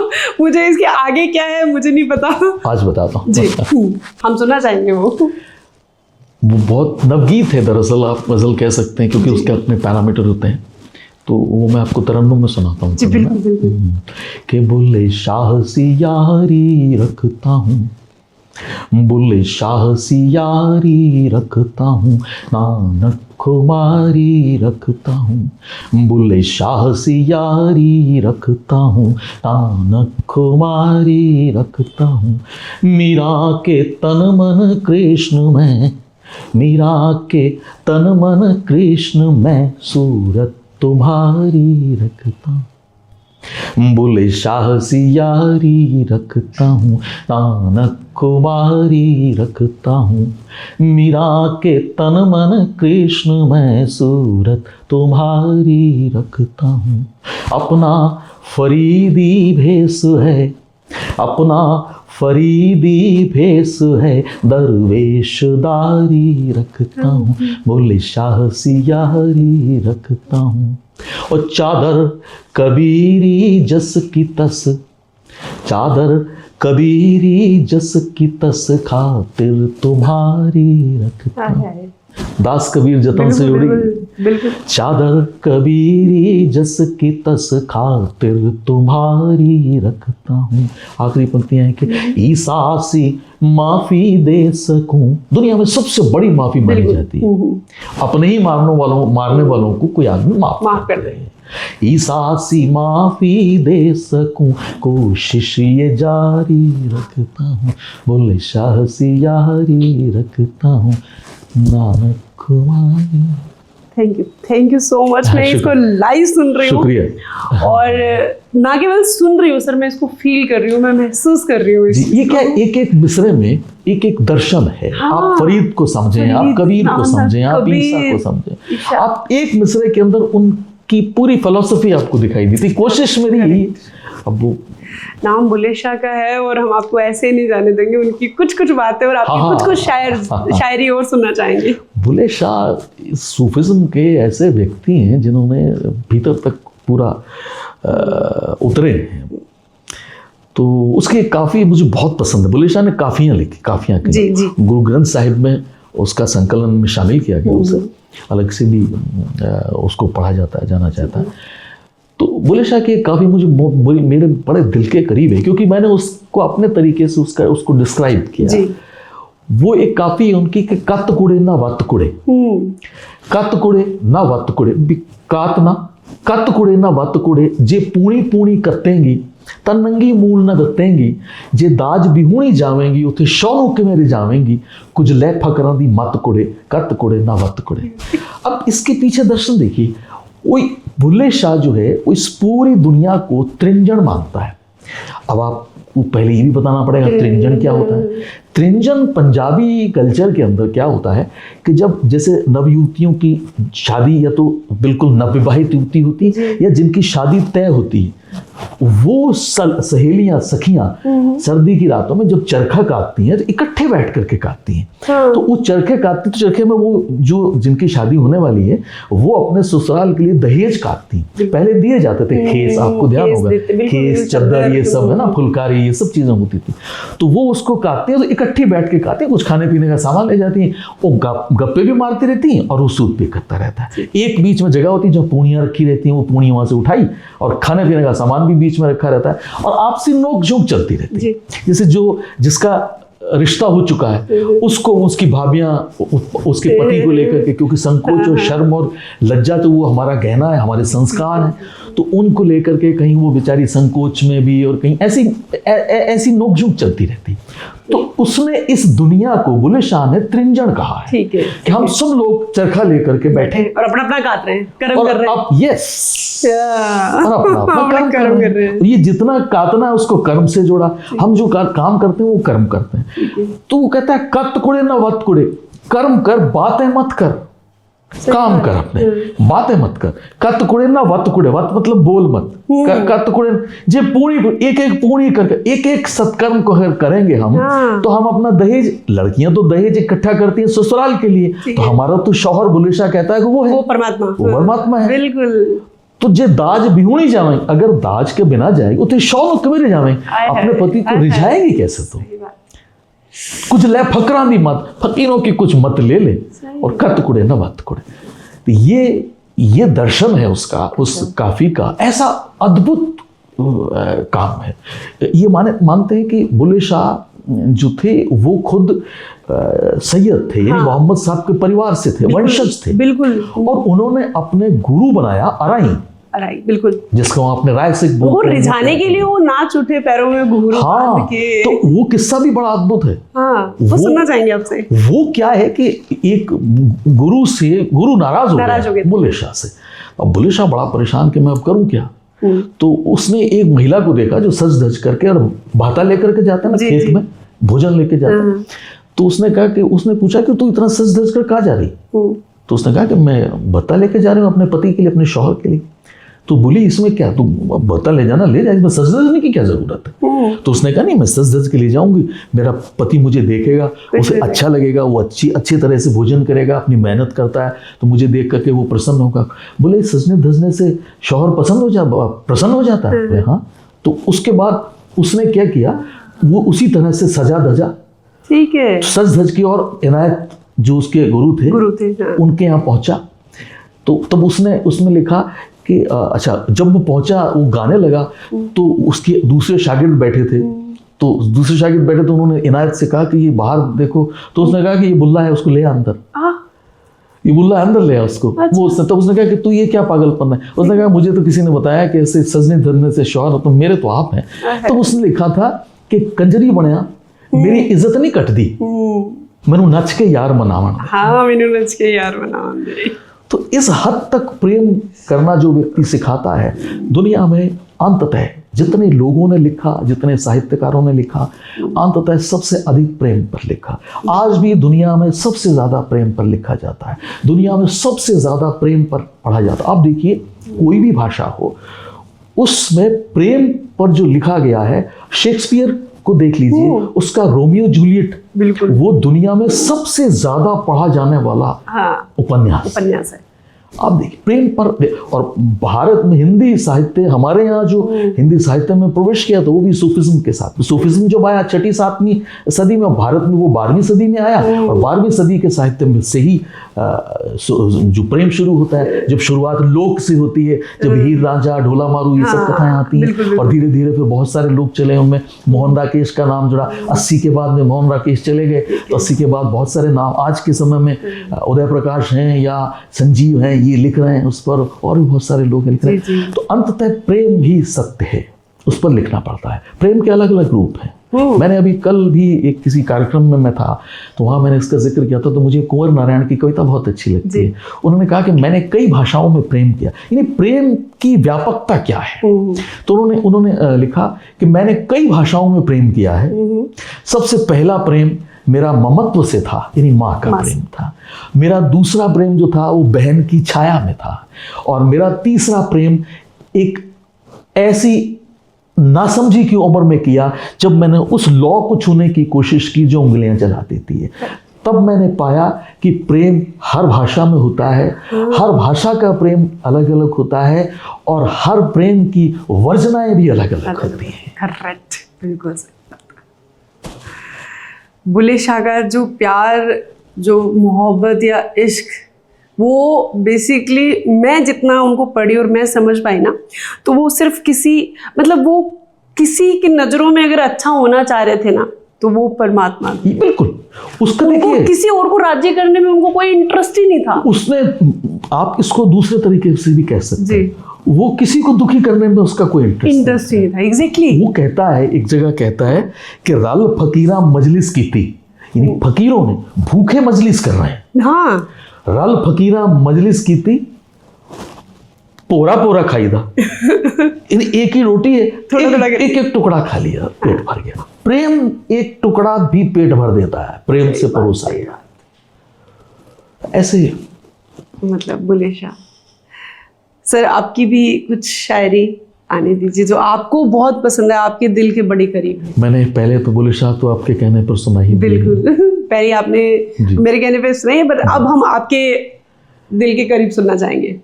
बिल्कुल, मैं दो चार शेर सुना दूं आपको। बिल्कुल। कि बातें करना हंसना हंसाना अच्छा लगता है, बातें करना हंसना हंसाना अच्छा लगता है, और सबको अपने दुख भटकाना अच्छा लगता है। बातें करना हंसना हंसाना अच्छा लगता है, और सबको अपने दुख भटकाना अच्छा लगता है। ओ कितना अच्छा है वो अच्छी बातें करता है, कितना अच्छा है वो अच्छी बातें करता है, सबको सबसे ये कहलाना क्या बात है। सही बात। कितना अच्छा है ये अच्छी बातें करता है, सबको सबसे ये कहलाना अच्छा लगता है। शेर सुनो आप, देखो कि जिससे पढ़ना लिखना सीखा उससे पढ़ा नहीं जाता, जिससे पढ़ना लिखना सीखा उससे पढ़ा नहीं जाता, और पढ़ा लिखा सब माँ को सुनाना अच्छा लगता है। सही बातें करना। क्या बात है सर। सर अभी मतलब आपकी लिखी हुई मैंने पापा के थ्रू सुनी है बहुत सारी, क्योंकि बताते हैं ना, मैं कभी लाइव आपके किसी भी मुशायरे या कवि सम्मेलन का हिस्सा नहीं बन पाई, लेकिन आपका दुर्भाग्य। हाँ मैं बोलूंगी, अब तो मैं बोलूंगी ये बात, क्योंकि मैं मेरे according Rajesh uncle is equal to वो ब्रॉडकास्टर है, दैट्स इट। मुझे ये मैंने इसीलिए देखो क्वेश्चन भी बनाया था कि वहां से कैसे शिफ्ट हुए आप, यानी इसका मतलब अब तक आप अंडर एस्टिमेट कर रहे हैं। नहीं बिल्कुल नहीं कर रहे। मैं पहली बार पॉडकास्ट है जहाँ पे मुझे ऐसे जिम्मेदारी वाला एहसास हो रहा था। नहीं, बहुत अच्छा, आप बहुत बढ़िया कार्यक्रम करते हो। हालांकि मैंने बहुत ज्यादा तो नहीं देखे, लेकिन एक दो जो क्लिप्स हैं किसी मित्र ने, और अच्छा बहुत सारे लोग मिलते हैं मुझे कहते हैं कि ऐसे ऐसे करके वो एक लड़की है बड़ा बढ़िया करती है। अरे मैंने कहा वो तो बच्ची, तो वो बोले कि जी आप परिचित हैं। मैंने कहा मैं तो उसके पिता को जानता हूँ। तो बोले फिर मैंने वो आपसे पता नहीं संपर्क उन्होंने किया तो कर लेंगे। बहुत सारे आपके सबसे अच्छी जो मैंने आपसे कहा ना कि जब हमने बातचीत फोन पर भी की थी, तब ये कहा था कि जो शालीनता है ना आपके साथ में, आपकी बातचीत में, आपकी शैली में, आपके प्रस्तुतिकरण में, वो इसकी आत्मा है और आप इसको बचाए रखिएगा। बिल्कुल सर, ये मेरी मतलब बहुत बड़ी रिस्पॉन्सिबिलिटी है जो मैं इसको कैरी कर रही हूँ, क्योंकि जितने भी मेरे फॉलोवर्स हैं, जितने भी मुझे प्यार करते हैं, मान करते हैं, सम्मान देते हैं ना, वो भी मेरे से यही एक्सपेक्ट कर रहे हैं। और मैं इस शो की गरिमा को बनाए रखने के लिए मतलब जितना हो उसके डेडिकेटेडली काम करूंगी। और अगर आप उठाते हैं तो फिर उसको निभानी।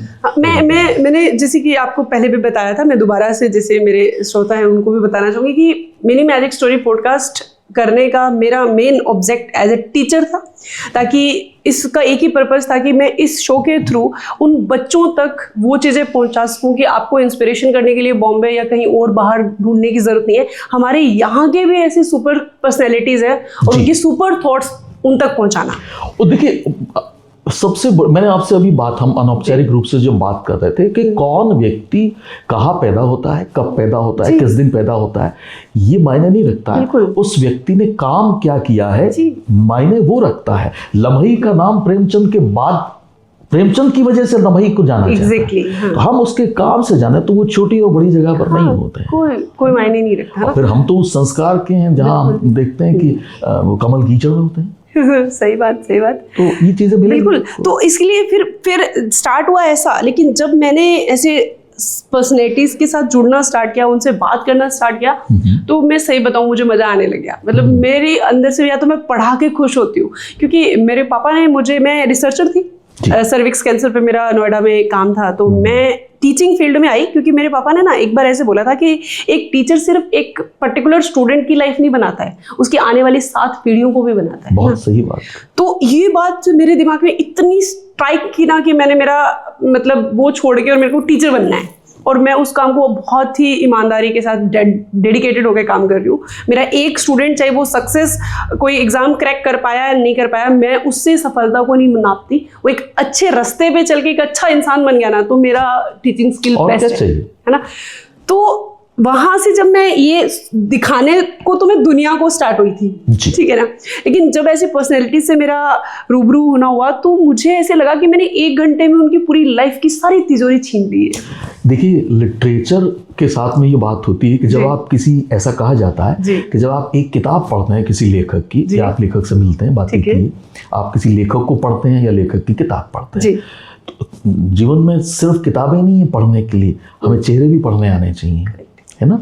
वो जब किताब पढ़ते हैं आप, तो वो आप एक युग को जी लेते हैं, एक युग को जी लेते हैं। मैं आपको छोटा सा उदाहरण, एक बहुत बड़े राइटर हुए कमलेश्वर जी, जिनकी एक पुस्तक कितने पाकिस्तान, उसको ज्ञानपीठ पुरस्कार मिला, और उन्होंने उनके षष्ठी पूर्ति समारोह में किसी पत्रकार ने उनसे पूछा, भोपाल में प्रश्न पूछा कि आपकी उम्र कितनी हो गई, तो उसने कहा कि मेरी उम्र 5060 साल। तो उन्होंने कहा ऐसे कैसे हो सकता है, आपकी तो 60 साल। बोले 5000 साल की मेरी जो सभ्यता है, मेरी सिविलाइजेशन है, मेरे पास उसका ज्ञान है, वो भी तो मेरी। ठीक है। और यही वजह है कि मैं हमेशा एक बात कहता हूँ, हम गाए बगाए बात करते हुए बात कह देते हैं कि जो युवा पीढ़ी है, ये जनरेशन, आज की जनरेशन है, इसमें वो बात नहीं रही है, इसमें डेडिकेशन नहीं है, ये कुछ। लेकिन मैं जस्ट इसके विपरीत मानता हूँ। हमारी अगली पीढ़ी हमसे ज़्यादा समझदार होती है। क्यों होती है? क्योंकि हमारा अनुभव उनके साथ होता है। एग्जैक्टली, एवोल्यूशन तो होता ही है। इसलिए आप यूं ही चलते फिरते किसी पर आरोप नहीं लगा सकते कि युवा पीढ़ी में कुछ। मैं जानता हूँ, मुझे अच्छा लगता है तो जब यूथ को देखता हूँ, तो वो जिस उम्र में वो जो बात सोच रहे हैं, हम लोग जब उस उम्र में थे, हम क्या सोचते थे, आप इसी से तुलना कर सकते हैं। सही बात। तो आपको पता लगता है कि नहीं, ये पीढ़ी निश्चित रूप से बहुत समझदार। और दूसरा क्या है कि जो आपने कहा ना कि एक अच्छा व्यक्ति, अगर हर बड़ा व्यक्ति जो है वो अच्छा हो जरूरी नहीं है, लेकिन हर अच्छा व्यक्ति बहुत बड़ा होता है। करेक्ट। साहित्य के साथ देखो, दुनिया में कितनी स्ट्रीम है, साइंस है, इंजीनियरिंग है। साइंस आपको बहुत कुछ दे देगी, इंजीनियरिंग आपको बहुत कुछ दे देगी, लेकिन लिटरेचर को लेकर के लोग कहते हैं कि इससे क्या बेनिफिट, क्या इससे क्या मिलता है। लेकिन हमें जीवन में बात करना, हमारे जीवन में जीना, हमारे जीवन में रिश्तों को बना के रखना, ये हमें साहित्य सिखाता है, हमें संस्कारित करता है साहित्य। अगर आप एक अच्छे इंजीनियर हैं लेकिन आपकी भाषा बड़ी पुअर है, तो आप किसी काम के नहीं हैं। आप एक अच्छे डॉक्टर हैं लेकिन आप संवेदनशील नहीं हैं, तो आप किसी काम के नहीं हैं। साहित्य हमें संवेदनाएं देता है, हमें संस्कार देता है, हमें सोचने समझने की नजरिया देता है। तो सर, मतलब आपकी जो लेखनी है, जो लिखने का जो मतलब मेन ऑब्जेक्ट जो रहा है, पहले तो हम वो जानना चाहेंगे, और इसके साथ साथ एक और आपकी कोई भी पोएट्री या शायरी या गज़ल, वो भी सुनना चाहेंगे। देखिए, लेखनी वाले जो लोग थे ना, वो तो है नहीं है। लेखनी के लोग तो हम अगर कहानी और उपन्यास में कहें तो प्रेमचंद थे। लेखनी वाले लोग अगर हम संस्मरण में कहें तो सादत हसन मंटो थे। हम लेखनी वाले लोग अगर व्याकरणीय दृष्टिकोण से कहें तो निराला और पंत जैसे लोग थे, हजारी प्रसाद द्विवेदी जैसे लोग थे। हम लोग तो सीखने वाले, अभी भी सीख रहे हैं। आदमी ताउम्र सीखता रहता है। तो 2-4 ये आपकी जिंदादिली का मतलब है, बट आपकी जो कलम है ना सर, वो मतलब वो आपको ऐसे लगता है कि नहीं है, पर मैं यहाँ बैठ के सुन के जो मतलब फील कर पा रही हूँ ना, वो शब्दों में नहीं बता पा रही। ये आपका स्नेह है, अब वो ये हमारा संस्कार है सम्मान देने के, ये अच्छी बात है, बने रहने चाहिए। नहीं मतलब मैं सर, मेरे को ना एक चीज ऐसी लगता है कि जो चीज आपको जब जिसकी भी इंस्पायर करे ना, आप उसको बोल दो, नहीं तो मेरे दिल के अंदर रहता है यार अंकल ने ये चीज बहुत अच्छी बोली थी, मैंने उनको नहीं बिल्कुल, बोला, वो तो एकदम होना ही चाहिए। मुझे अच्छा लगा। मैंने आपसे पहले कहा कि कितना अच्छा है ये और कितनी अच्छी बातें करता है, सबको सबसे ये कहलाना अच्छा लगता है, तो मुझे क्यों नहीं लगेगा। मैं आपको बताऊं, मेरे एक मित्र थे, वो अब नहीं रहे हैं, शायद हरजीत, देहरादून के थे जी। उनका एक शेर था, उन्होंने लिखा कि बहुत बारीक शेर है, उन्होंने लिखा कि तमाम शहर में कोई नहीं है उस जैसा, जैम क्वालिटी है, डायमंड है, मतलब कि तमाम शहर में कोई नहीं है उस जैसा, उसे ये बात पता है यही तो मुश्किल है। उसको ये बात पता है, हाँ, ये उसका जो ईगो है उसमें कि मुझसे बेहतर कौन, वहां वो खत्म हो जाता है। अरे अब बेहतर है, जिस दिन दुनिया मानती है बहुत अच्छी बात, जिस दिन आप ये मानने लग जाएंगे कि मैं बेहतर, उस दिन आप कुछ नहीं है। एक कविता है मेरी कि जब हम ये सोच रहे होते हैं कि हम जिस लायक हैं हमें उस लायक कभी समझा ही नहीं गया, एक छोटी सी कविता है जी। कि जब हम ये सोच रहे होते हैं कि हम जिस लायक हैं हमें उस लायक समझा ही नहीं गया, उस समय हम किसी लायक नहीं होते। सही बात। तो ये आपको इसलिए, लेकिन ये है कि लिखना रुचि है, मैं आंशिक लेखक हूँ और पूर्णकालिक पाठक हूँ, पढ़ना मुझे अच्छा लगता है, लिखता साथ साथ हूँ थोड़ा बहुत। मैं आपको क्या मुक्तक सुनाता हूँ जी, बहुत पुराने हैं, बहुत पहले, कि मैं रिश्तों को निभाता हूँ कभी सौदा नहीं करता, मैं रिश्तों को निभाता हूँ कभी सौदा नहीं करता, मोहब्बत जिसकी आदत हो कभी पर्दा नहीं करता, मैं रिश्तों को निभाता हूँ कभी सौदा नहीं करता, मोहब्बत जिसकी आदत हो कभी पर्दा नहीं करता, मिला करता हूँ मैं उससे गिला करता है वो मुझसे, मिला करता हूँ मैं उससे गिला करता है वो मुझसे, मैं जब शिकवा नहीं करता तो वो रुसवा नहीं करता, मैं जब शिकवा नहीं करता तो वो रुसवा नहीं करता। एक और मुक्तक सुनाता हूँ आपको कि कोई तारा अगर टूटे तो ये आकाश रोता है, कि कोई तारा अगर टूटे तो ये आकाश रोता है, और किसी की आंख का सपना मगर साकार होता है। हम लोग मानते हैं ना कि तारा टूटते हैं तो फिर मन्नत मान लीजिए, कि कोई तारा अगर टूटे तो ये आकाश रोता है, और किसी की आंख का सपना मगर साकार होता है। ये रातें हैं जो तारों की हकीकत को समझती हैं, ये रातें हैं जो तारों की हकीकत को समझती हैं, किसी टूटे हुए से ही टूट कर प्यार होता है, किसी टूटे हुए से ही टूट कर प्यार होता है। क्या लिखते हो सर आप। बहुत पुराने मुक्तक आपने याद दिलाया। और बहुत बहुत ही, मतलब मैं कह रही हूँ ना, कुछ चीजें सिर्फ महसूस की जा सकती है ना। एक मुक्तक और सुना जी, उसी में कंटिन्यू। बिल्कुल, हाँ हाँ। कि मैं यूं मसरूफ हूँ तुझ में, समझ गई, मैं यूं मसरूफ हूँ तुझ में कि खुद को भूल जाता हूँ, मैं यूं मसरूफ हूँ तुझ में कि खुद को भूल जाता हूँ, जो तू चाहे तो रचता हूँ, जो तू चाहे तो गाता हूँ, मैं यूं मसरूफ हूँ तुझ में कि खुद को भूल जाता हूँ, जो तू चाहे तो रचता हूँ, जो तू चाहे तो गाता हूँ, जो तू जीते तो मैं तेरा, जो मैं जीतूं तो तू मेरा, जो तू जीते तो मैं तेरा, जो मैं जीतूं तो तू मेरा, किसी सूरत तेरा हो लूं मैं ये शर्तें लगाता हूं, क्या किसी सूरत तेरा हो लूं। शायद इसी को स्पीचलेस सना बोलते हैं। प्रेम गली इतनी सांगरी। जो शब्द का सम्मान करता है, जो शब्द से स्नेह करता है, ये उसी के जीवन में घटित होता है। बिल्कुल। और ये पता नहीं नसीबों वाले होते हैं जिनके ये घटित होता है। हाँ बिल्कुल, है ना, इसमें कोई शक नहीं। वो खुद सिलेक्ट करता है कि भाई ये वाला मुझे बहुत प्यारा है ना। बाकी तो बस अपने अपने बुनते ही जा रहे हैं। हाँ, और हाँ। वो खेत सिर्फ दाज में ही रखे जाएंगे। है ना जीवन का सत्य। सर, मैं मतलब आप इतने अच्छे राइटर शायर हैं, पर आप भी तो किसी से इंस्पायर हुए होंगे ना, मतलब कोई आपका भी तो ऐसा इंस्पिरेशन रहा होगा। देखिए, हर जो व्यक्ति ये मानता है ना कि मैं किसी एक लेखक से या किसी एक व्यक्ति से या किसी एक किताब से बहुत ज़्यादा मुतासिर हुआ, प्रभावित हुआ, इम्प्रेस्ड हुआ, ऐसा होता नहीं, क्योंकि जीवन बहुआयामी है। करेक्ट। ठीक है ना। बचपन में हमें अगर आइसक्रीम अच्छी लगती है तो ज़रूरी नहीं बड़े होकर के, लेकिन बचपन में अगर अच्छी न लगे तो वो एबनॉर्मल है। जी। और बुढ़ापे में अच्छी लगने लगे तो वो एबनॉर्मल है।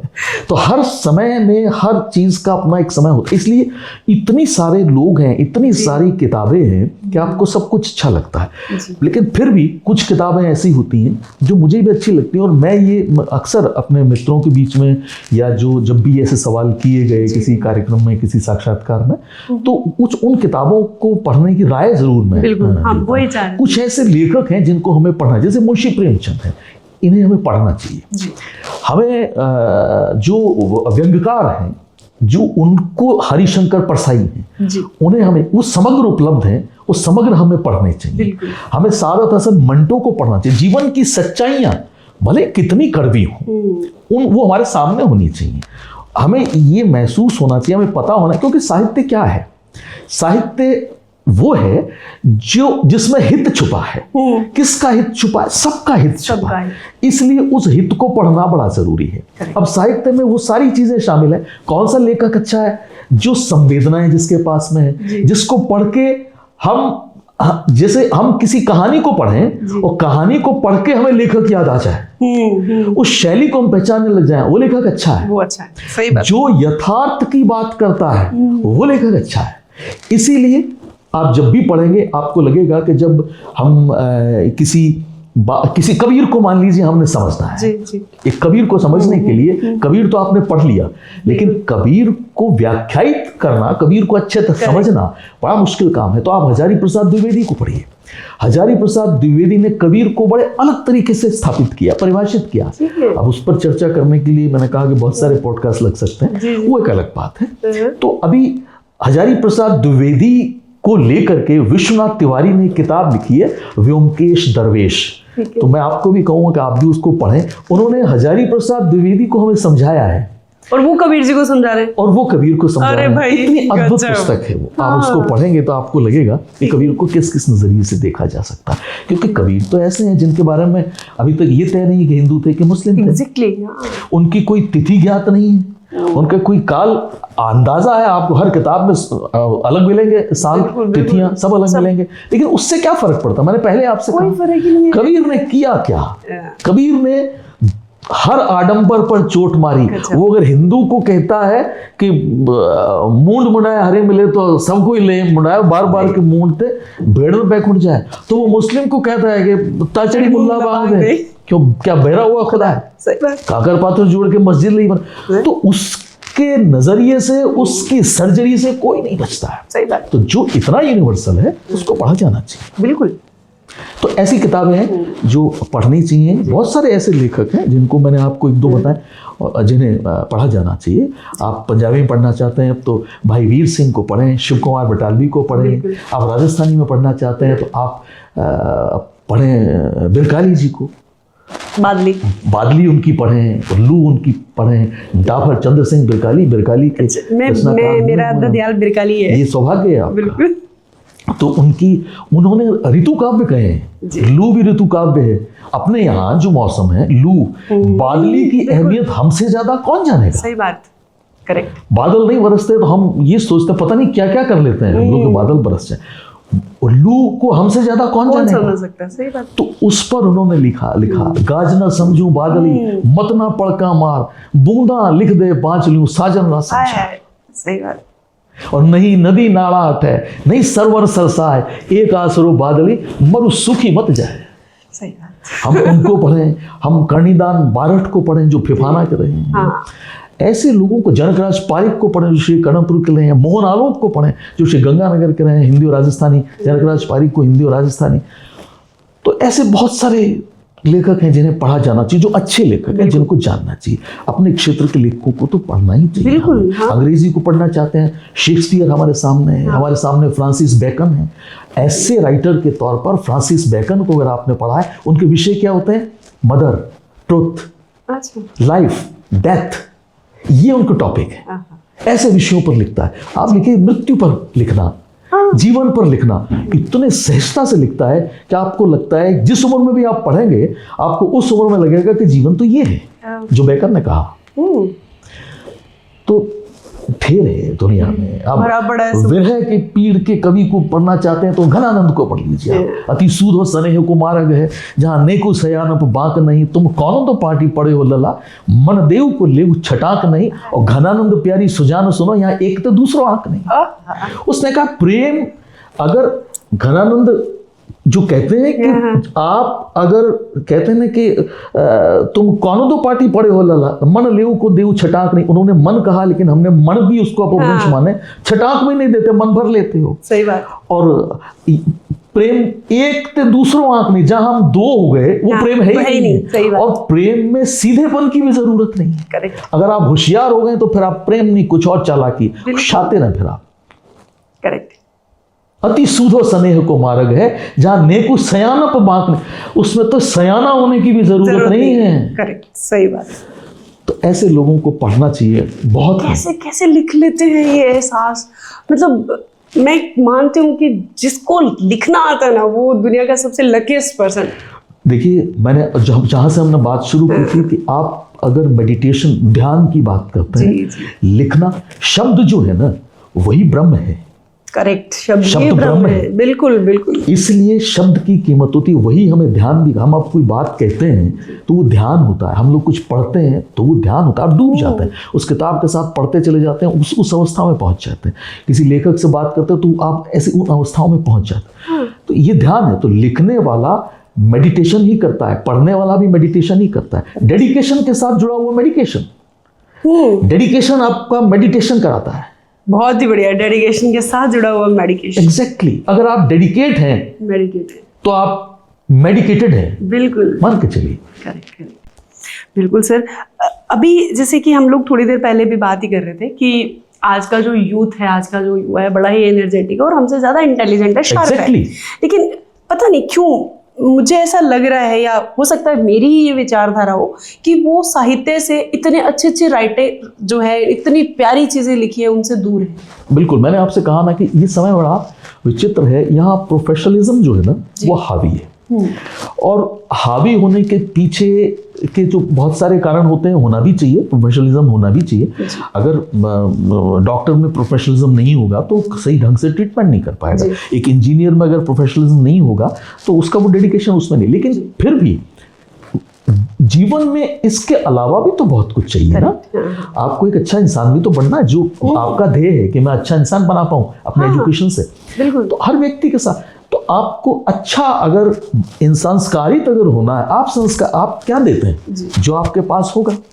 एक बात कही जाती है कि एक मांगने वाला, एक भिखारी आपके पास में आता है, आप उसको कहते हैं कि मेरे पास अगर इस समय 100 रुपए होते ना तो मैं तुझे दे देता। करेक्ट। इससे आप दानी नहीं हो जाते हैं। आपके पास 100 रुपए होते और आप देते, तब आप दानी कहलाते हैं। आप मात्र बात से, उस सोच से दानी नहीं हो जाते हैं। इसलिए आप दुनिया भर के जितने भी माध्यम है, सोशल मीडिया है, आज आप पढ़ रहे हैं, इंटरनेट पर सब कुछ मालूम है, लेकिन आप ये मान के चलिए इंटरनेट पर डालने वाले, सोशल मीडिया पर डालने वाले लोग हमारे बीच में से ही हैं। और ये जरूरी नहीं है कि वो औसत में हमसे भी बहुत कम हो, तो आप गुमराह होते हैं।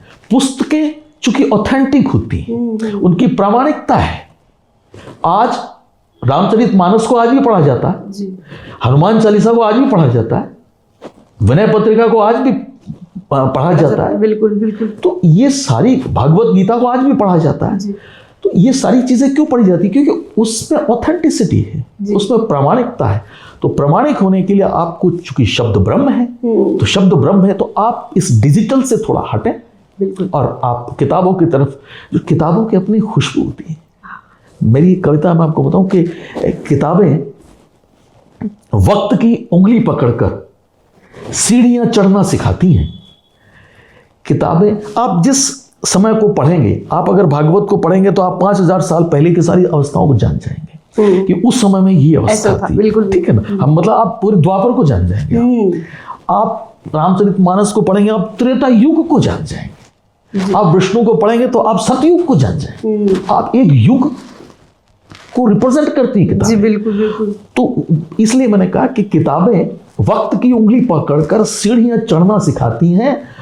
और सच ये है कि किताबें पीढ़ियों को पढ़ना सिखाती हैं। तो हम घर में किताब रखेंगे ना, मैं अगर किताब पढ़ूंगा तो मेरे परिवारजन भी किताब पढ़ेंगे। मैं ही अगर किताब नहीं पढ़ूंगा तो मेरे परिवार में किताब कोई नहीं पढ़ेगा। तो सबसे पहले जो पेरेंट्स हैं उन्हें किताबों से प्रेम होना चाहिए, वो पढ़ें। तो बच्चों को लगेगा कि, क्योंकि बच्चों के लिए माता पिता आदर्श होते हैं, आइडियल होते हैं, उनके सामने ब्रह्म भी कम है। बिल्कुल। माता पिता सबसे बड़े हैं।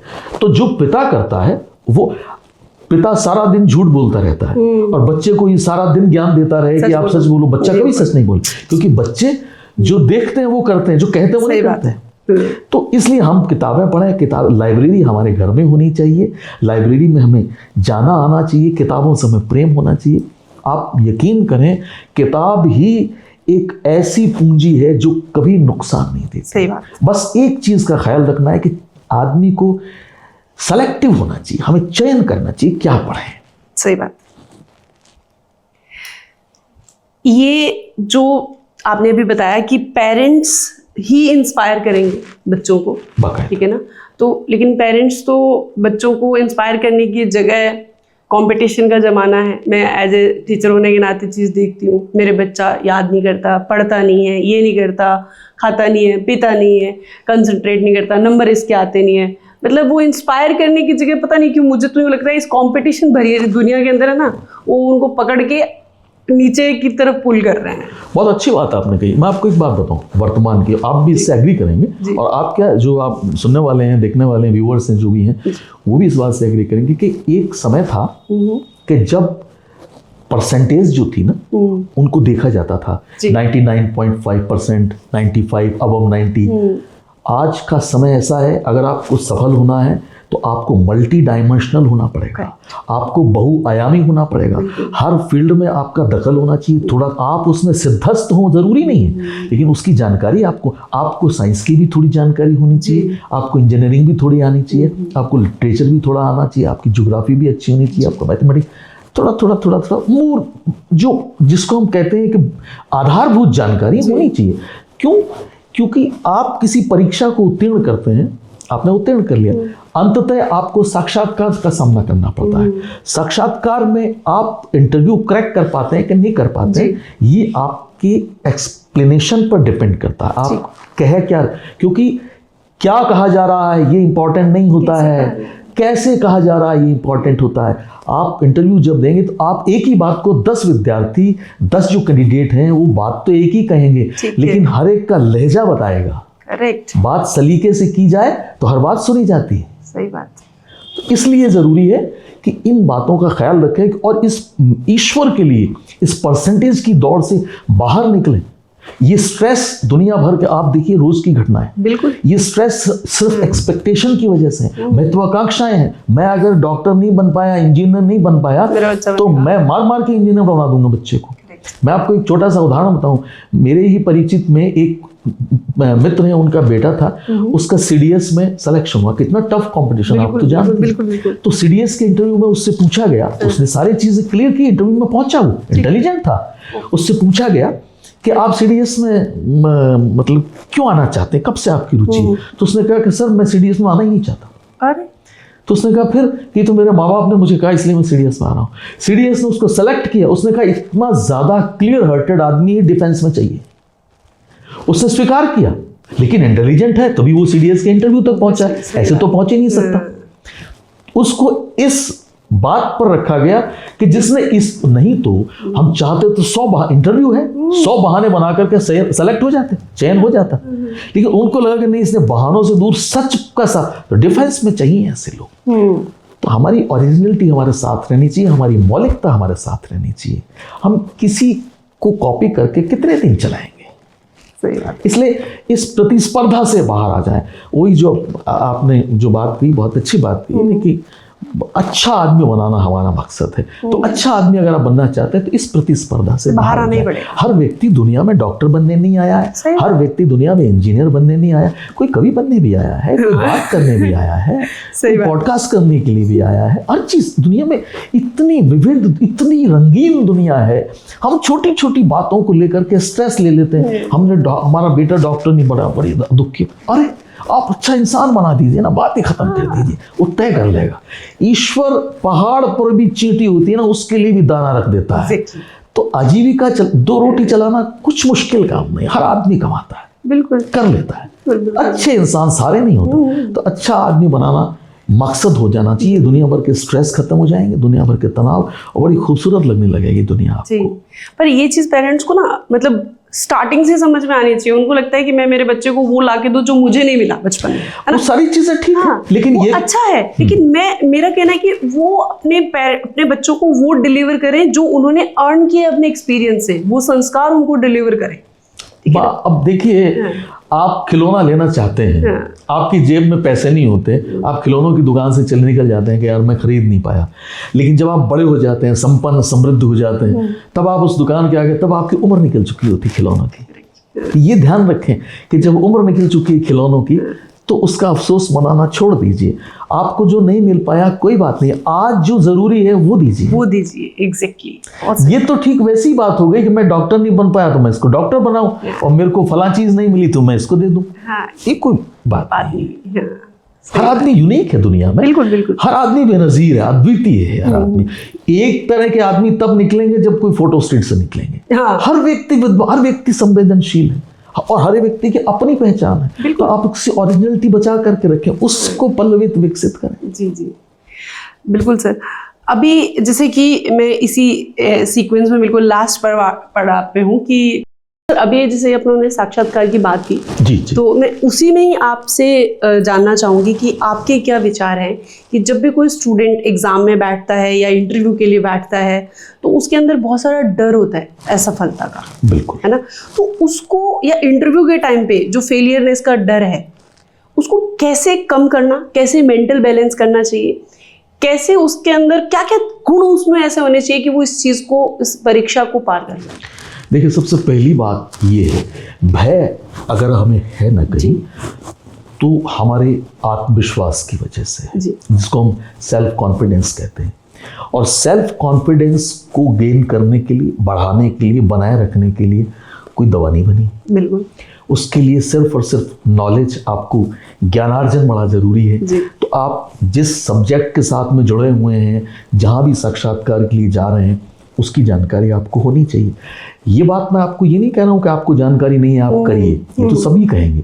आप जब आप इंटरव्यू के लिए जाते हैं, आप ये हम सिविल सर्विसेज की बात करते हैं, आप जब इंटरव्यू के लिए जा रहे हैं, आपने लिखित परीक्षा के 2 पड़ाव पूरे किए हैं। आपने प्री क्लियर किया है, मेंस क्लियर किया है, कहीं सिर्फ एक होता है। ये सिविल सर्विसेज का मतलब आरपीएससी, यूपीएससी तो है ही है, और भी दूसरी बातें, तो किसी में एक होता है। आप लिखित परीक्षा उत्तीर्ण करके आप साक्षात्कार तक पहुंचे, तो एक तो ये कॉन्फिडेंस आपके साथ चलना चाहिए इंटरव्यू बोर्ड तक। आप जब वहां उनकी चेयर पर बैठे कि हम यूं ही यहां नहीं पहुंचे हैं, हम लिखित परीक्षा उत्तीर्ण करने, यानी ज्ञान हमारे पास है, उसका प्रमाण हम दे चुके हैं। ये आत्मविश्वास आपके पास होना चाहिए। तो आधा भय तो आपका, हम आधा भय के लिए तो हम गुमराह होते हैं जी। हम ये भूल जाते हैं कि हम लिखित परीक्षा उत्तीर्ण करके आए, हम इतने अच्छा, हमें मेरिट में लिया गया है, हम उस कट ऑफ से ऊपर आए। ये विश्वास हमारे साथ होना चाहिए। ये विश्वास जब आप रख करके और साक्षात्कार की तैयारी करेंगे ना, तो आप के तैयारी करने की जो गति है वो कई गुना ज्यादा हो जाती है, क्योंकि आपको वहां से आगे चलना है। आपको शुरू से शुरू नहीं करना है। सही बात। आपको आरंभ नहीं करना है, आपको प्रारंभ करना है। सही बात। अंतर होता है। आरंभ तो आप कर चुके, प्रारंभ करना है हमें। तो आप ये अपने मन में रखें कि हमारे पास बहुत कुछ है, और अगर प्रारंभ करना है तो फिर जहां छोड़ा था उसके ठीक बाद में पकड़ के और अपनी तैयारी करें। तैयारी करने के बाद में आप एक बात हमेशा ध्यान रखिए कि जब आप साक्षात्कार की तैयारी कर रहे हैं, सब लोग करते हैं और बहुत सारे लोग चयनित भी होते हैं, बहुत सारे नहीं भी होते हैं। आप ये मान के चलिए कि आप जब इंटरव्यू के लिए पहुंचते हैं, किसी भी व्यक्ति के लिए, कोई भी अभ्यर्थी है, तो वहां पर आपको जो लोग पहुंचेंगे सबके सब यही सोच करके आए होंगे कि हम लोग लिखित परीक्षा से हैं, सब विद्वान हैं। सही बात। तो आपका जो प्रतिस्पर्धा है वो विद्वानों के बीच की, ऐसा नहीं है कि एक बहुत मूढ़ व्यक्ति है और कुछ भी, वो सब विद्वान है। तो आप ये मान के चलिए कि आपको वहां 19-20 से अलग आपको 21 होकर के जाना पड़ेगा, तब आप चयन कर सकते हैं। उसके लिए आपको ये तय करना पड़ेगा कि बात एक सवाल है, 80 विद्यार्थियों से पूछा जाएगा, आपका उत्तर ऐसा होना चाहिए कि जो 79 का ना हो, करेक्ट, जो 79 के पास ना, वो नया होना चाहिए। वो मौलिकता होनी चाहिए आपको। वो मौलिकता कब होगी? जब आप उस विषय पर आपकी पकड़ हो जाएगी, जब आप उस विषय पर विधिवत रूप से जान जाएंगे। और एक सिलेबस का और एक अच्छा सिस्टम होता है। आप तो खुद कोचिंग चलाते हैं, आपको पता है कैसे उसकी, बस आप आत्मविश्वास, आपका ज्ञान है वो हमेशा रहना चाहिए। और उस एक विधि के मुताबिक विधिवत रूप से आप आत्मविश्वास के साथ चलेंगे तो कहीं कोई रोक ही नहीं सकता है। जी जी, बिल्कुल। मैंने सर एक लाइन पढ़ी थी यही आत्मविश्वास से रिलेटेड कि मतलब परीक्षा या एग्जामिनेशन जो बोलते हैं ना, वो सिर्फ आपके नॉलेज का एग्जाम नहीं है। एग्जैक्टली, है ना, हमने उसको बना दिया है। वो एक्चुअली एग्जाम है आपके पेशेंस का, धैर्य का, आपके सेल्फ कॉन्फिडेंस का, आत्मविश्वास का। बिल्कुल। वो एग्जाम है आपके मेंटल स्टेट का, कि आप मानसिक तौर पे कितने संतुलित है और कितने मैनेज्ड पर्सनैलिटी है। मेरे अकॉर्डिंग ये 4 पिलर को टेस्ट करना था। उसको टेस्ट करने के लिए एक डिफाइंड सिलेबस दे दिया। बच्चे उस ज्ञान की दौड़ में तो चल रहे हैं, बिल्कुल, वो 4 पिलर छोड़ चुके हैं। यही बात हमने कही है कि आप उस तरफ आपका ध्यान देना बड़ा जरूरी है, और वो आपके आत्मविश्वास को भी बनाए रखेगा। ये बड़ा जरूरी, तो क्योंकि प्रतिस्पर्धा के युग है। अच्छा, समय के साथ बहुत सारी चीजें परिवर्तित होती है। आज से 1 दशक पहले तक ये अवस्था थी कि हम जो परसेंटेज को लेकर के और बहुत इस तरह से लिखते थे। अगर हम, जो मैंने आपसे पहले बात की कि अगर हम संस्कारित होते हैं, हमें कहना सुनना आता है, जो हमें लिटरेचर सिखा रहा है, तो इंटरव्यू के लिए किताबें सबसे बड़ी मददगार है। करेक्ट। आप कहानी को कहानी के तरीके से पढ़ रहे हैं, लेखक को लेखकी दृष्टिकोण से पढ़ रहे हैं, ये एक अलग बात है। लेकिन आपको उसमें सीखने का क्या मौका मिल रहा है, क्या जानकारी आपको मिल रही है, बात कैसे कही जाती है, ये हमें मिल रहा है। तो आपके साक्षात्कार के लिए अप्रत्यक्ष रूप से वो मदद ही तो है। तो किताबें अगर आप पढ़ रहे हैं तो आपको साक्षात्कार आपके लिए कुछ भी नहीं, चुटकियों में। और मैं तो ये दावा करता हूं कि अगर आप अच्छे तरीके से किताबों के साथ जुड़े हुए हैं तो आप इंटरव्यू बोर्ड को हैरत में डाल सकते हैं कि इस बात को यूं भी कहा जा सकता है। सही। तो आप अपने आप, ये सामर्थ्य है हम में। हाँ, लेकिन स्टूडेंट ये चीज़ नहीं मानता ना, मतलब बहुत कम है ऐसे, मैं सबको रिप्रेजेंट नहीं कर रही हूँ, लेकिन ज़्यादातर ये चीज़ देखने में आती है कि वो अपनी गलती, अपना जो एंगल ना मान के वो दूसरों में ही कमियां ढूंढता है। अब देखिए, वो बात वही आती कि पैनल ऐसा था, उसने मेरे से क्वेश्चन ज़्यादा पूछ लिए या हार्ड पूछ लिए, या उन्होंने मतलब कुछ इस तरीके का देना लेना करके सेटिंग कर, बहुत सारे आउट ऑफ सिलेबस, ये वो बहुत सारी चीज। मैंने आपसे क्या कहा कि लिटरेचर हमें सिखाता है कि बात कैसे करनी है। आप देखो, एक छोटा सा मैं उदाहरण आपको दूं कि हम संबंधों की बात करते हैं, भाई बहन के, पति पत्नी के, पिता पुत्र के, पिता पुत्री के संबंध अच्छे हैं, संबंध खराब। संबंध ना अच्छे होते हैं ना खराब होते हैं। बात बनती है तो संबंध अच्छे हैं, बात बिगड़ती है तो संबंध खराब है। और बात किससे बनती है? शब्दों से बनती है। शब्द लहजा तैयार करते हैं। अगर आप अच्छे लहजे से अच्छी बात कर रहे हैं तो संबंध अच्छे हैं। इसलिए संबंध नहीं टूटते हैं, बातें ही टूटती हैं, बातें ही बनती हैं। तो वो हमें कौन सिखाता है? बात कहाँ से आती है? शब्द से बात बनते हैं ना। शब्द इसीलिए ब्रह्म हो जाता है कि शब्द हमें बात को सुनना भी सिखाता है, बात को कहना भी सिखाता है। बात सुननी कहनी अगर आ जाएगी तो फिर सबको सबसे ये कहलाना अच्छा लगता है। अरे वाह, क्या बात है। अब समझ में आया शब्द ब्रह्म क्यों है। ये यूनिवर्सल ट्रुथ है। एक गजब, बहुत बहुत एक्सीलेंट ये चीज। मतलब सर, शब्द की जो जादूगरी है ना, वो आज आपसे सीखने को मिली। शब्द की जादूगरी, शब्द तो मैंने कहा ना, हम उसको किस तरह से उपयोग करते हैं। मेरे जीवन में मेरा ये मानना है कि शब्द ठीक कांच के बर्तन की माफिक होते हैं। आप कहीं ट्रे में जाते हैं लेकर के, चाय लेकर के जाते हैं, मैं भी अभी मुझे चाय पिलाई ना आपने, आप 2 कप की जगह 3 कप या 4 कप रख लें, कोई बात नहीं। आप उसको कितने धीरे से ला करके आपने पहले सेंटर टेबल पर रखा, हाँ। फिर एक एक करके कप आपने निकाला। शब्द भी इतने ही नाजुक होते हैं, उनको वो भी कहीं गिर नहीं जाए, ठोकर नहीं जाए। इसलिए कम शब्दों में ज्यादा बात कहने का अभ्यास हमारे पास होना चाहिए।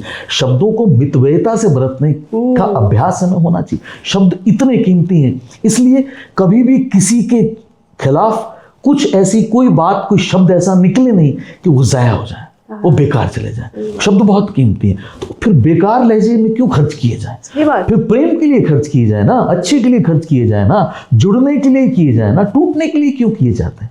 टूटने के लिए कहने की जरूरत नहीं है। आप देखिए, किसी से प्रेम को जाहिर करने के लिए आपको बात करनी पड़ती है, और अगर आप तोड़ना चाहते हैं, आप कुछ ना करें, सीधा एक चाटा रसीद कर दें, बात खत्म, कहना ही नहीं पड़ेगा। जीवन में अगर दोबारा आपसे बात कर जाए तो वहां शब्द की अहमियत ही नहीं है। तोड़ने के लिए कोई अहमियत नहीं, जोड़ने के लिए तो शब्द इस मितव्ययता से हमें बरतने चाहिए, इस्तेमाल करने चाहिए, खर्च करने चाहिए। बिल्कुल, बहुत ही प्यारी बात बताई आज आपने। और सर, अभी मतलब ये यात्रा ऐसी चल रही है ना कि मैं चाहूँ तो इसको पोज ना करूँ, लेकिन टाइम लिमिट हमारे साथ रहता है ना। तो हम एक तो डेफिनेशन आपसे जानना चाहेंगे, क्योंकि आप इतने सारी पर्सनैलिटी से इंटरेक्शन करते हैं, और एक मैसेज आपसे जानना चाहेंगे जो आप हमारे श्रोताओं को देना चाहेंगे, जो उनको अप्लाई करना चाहिए। डेफिनेशन तो ये कि आज आप जितने एक्सपीरियंस लेके बैठे हैं, उसके अकॉर्डिंग जो हमारा यूथ है उसके लिए एक सक्सेस की डेफिनेशन क्या होनी चाहिए? सफलता आप किसको मानते हैं, उनकी पर्सपेक्टिव? सबसे बड़ी बात जो मेरा ये मानना है कि जीवन में, हमारे हर व्यक्ति के जीवन में, उसमें वय वर्ग भी नहीं लेते हैं हम, आयु वर्ग भी नहीं लेते हैं, यूथ भी नहीं लेते हैं, वृद्ध भी नहीं लेते हैं, प्रौढ़ भी नहीं लेते हैं। हमारे जीवन में जो कुछ घटित होता है, एक तो कुछ घटित होता है, एक हम करते हैं, दोनों चीजें हैं। हमारा जन्म हुआ, घटित हुआ, हम किस पद पर कहाँ पहुंचे, घटित हुआ, हमारी मेहनत उसके साथ रहती है। तो कुछ चीजें, तो जिस तरह से जन्म होने के बाद में हम ये तय नहीं कर पाते ना कि मुझे फला घर में जन्म लेना है या मुझे ये करना है, जहाँ जन्म हुआ हमने लिया, हमने स्वीकार किया। तो सबसे बड़ी बात हमारे व्यक्तित्व में एक तो एक्सेप्टेबिलिटी बड़ी जरूरी है। हमें स्वीकारात्मकता हम में होनी चाहिए। अगर आप में स्वीकारात्मकता है तो आप प्रत्येक चुनौती का बहुत ही, जिसको कहते हैं, धैर्य से सामना कर सकते हैं, और चुनौतियां धैर्य से सामना करने के बाद ही हल होती हैं।